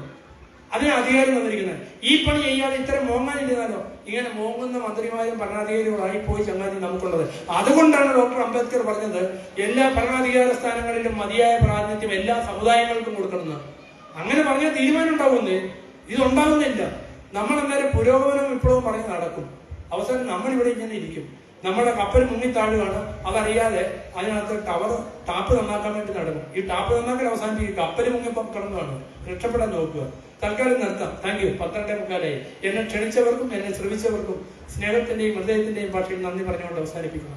Thank you very much. ഇനി ഞാൻ ഈ പറഞ്ഞ കാര്യങ്ങളെ കുറിച്ച് ക്രിമിനലുമായി ബന്ധപ്പെട്ട് എന്തെങ്കിലും സംശയം ഉണ്ടെങ്കിൽ, ന്യായമായ സംശയം ഉണ്ടെങ്കിൽ നിങ്ങൾക്ക് എന്നെ വിളിക്കാം. ആവശ്യമുള്ളവർക്ക് എന്റെ ഫോൺ നമ്പർ ഞാൻ പറഞ്ഞു തരാം. താല്പര്യമുള്ളവർക്ക് വേണമെങ്കിൽ കുറിച്ചെടുക്കാം, അല്ലെങ്കിൽ ഫോൺ എടുത്ത് അതിനകത്ത് അടിക്കാം. ഞാൻ നമ്പർ ഒന്ന് പറയാം, ഓർമ്മിച്ചാൽ മതി. മൊബൈൽ ഉള്ള ആൾക്കാർ ഓപ്പൺ ചെയ്ത് മെല്ലെ എടുത്തു. അത് കഴിഞ്ഞിട്ട് പറയുന്നത് അതുകൊണ്ട് ഞാൻ എന്തെങ്കിലും പറഞ്ഞുകൊണ്ടിരിക്കും. അപ്പം ഒരു കാര്യമുണ്ട്, അടിയന്തരമായി നിങ്ങൾക്ക് എന്തെങ്കിലും അത്യാവശ്യം ഉണ്ടായി സർട്ടിഫിക്കറ്റ് നാളെ കൊടുക്കേണ്ടതാണ്, തഹസിൽദാർ ഇതുവരെ തന്നില്ലെന്ന് പറഞ്ഞു കഴിഞ്ഞാൽ നിങ്ങൾ നിശ്ചയമായും അപേക്ഷ കൊടുത്താൽ അതിന് പുറകെ തന്നെ അന്വേഷിക്കണം. നിങ്ങൾക്ക് എന്തെങ്കിലും തടസ്സം പറഞ്ഞാൽ തടസ്സം എഴുതി തരാൻ പറയണം. എന്ത് കാരണത്താലാണ് ഞാൻ ക്രീമി ലെയർ സർട്ടിഫിക്കറ്റിന് അർഹനല്ലാത്തതെന്നുള്ളത്, ഞാൻ ഏത് മാനദണ്ഡ പ്രകാരമാണ് ക്രീമി ലെയർ എന്ന് പറയണം. എല്ലാവരും നോൺ ക്രീമി ലെയറിനെ അന്വേഷിക്കണ്ടേ? അതല്ല വേണ്ടത്. ക്രീമി ലെയർ ആരാണെന്ന് 5 മാനദണ്ഡങ്ങളിൽ പറഞ്ഞിട്ടുണ്ട്. ഭരണഘടനാ പദവിയിൽ ഇരിക്കുന്നവർ, ക്ലാസ് 1 പദവിയിലിരിക്കുന്ന ഉദ്യോഗസ്ഥന്മാർ, അല്ലെങ്കിൽ പൊതുമേഖലാ സ്ഥാപനത്തിലുള്ളവർ, ഡിഫൻസ് സർവീസിലുള്ള ആൾക്കാർ, ഇങ്ങനെ 5 കാറ്റഗറി തിരിച്ചിട്ടുണ്ട്. അവസാനത്തെ 6ാമത്താണ് വരുമാന മാനദണ്ഡം. ഇതിൽ ഏതാണ് ഞാൻ ഉൾപ്പെടുന്നത് വ്യക്തമായി പറയാൻ പറയണം. പിന്നെ അവന്മാർ പറഞ്ഞുകൊണ്ടെങ്കിൽ സംശയമാണെന്ന് പറയും. ഇപ്പൊ എല്ലാവരും ഫോൺ ഓപ്പൺ ആയി കാണും.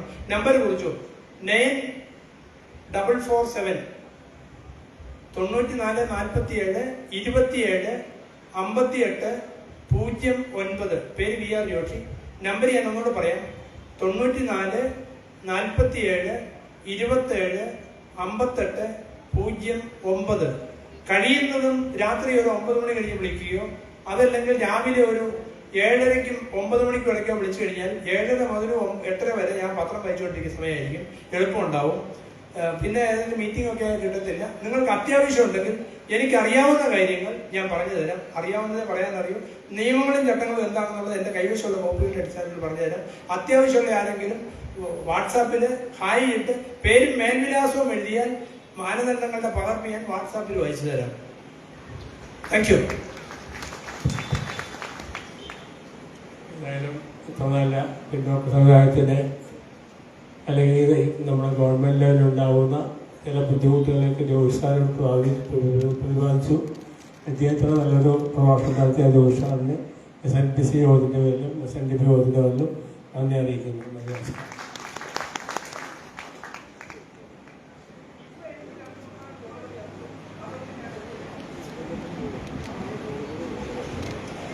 ഇപ്പൊ ഒരുപക്ഷെ എനിക്ക് ചിലർ നമ്പർ വെറുതെ അടിച്ചു നോക്കാൻ വേണ്ടി വരും. അത് മിസ്ഡ് കോൾ ആയി കിടക്കും. ഈ 5 മിനിറ്റിനുള്ളിൽ വരുന്നതിനൊന്നും സാധാരണഗതി ഞാൻ തിരിച്ചു വിളിക്കില്ല. എങ്കിലും ഞാൻ എൻ്റെ എല്ലാ മിസ്ഡ് കോളും വൈകിട്ട് തിരികെ വിളിക്കാറുണ്ട്. ഇപ്പൊ ആരെങ്കിലും വിളിക്കാൻ ചിലപ്പോൾ പരിശോധിക്കുന്നതാണെന്ന് കരുതിയാണ് ഞാൻ വിളിക്കില്ല എന്ന് പറയും. കാരണം ചിലരൊക്കെ വിളിക്കുന്നു. Okay, thank you.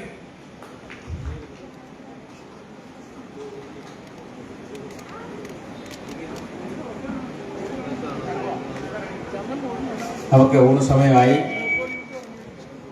ഉച്ചയൂണ് നമ്മുടെ ഗുരുപൂജ ഹാളിൽ റെഡിയാണ്. എല്ലാവരെയും ഉച്ചഭക്ഷണത്തിന് വേണ്ടി ക്ഷണിക്കുന്നു. ഉച്ചഭക്ഷണം കഴിഞ്ഞ് വളരെ പെട്ടെന്ന് തന്നെ തിരിച്ചു വരണം.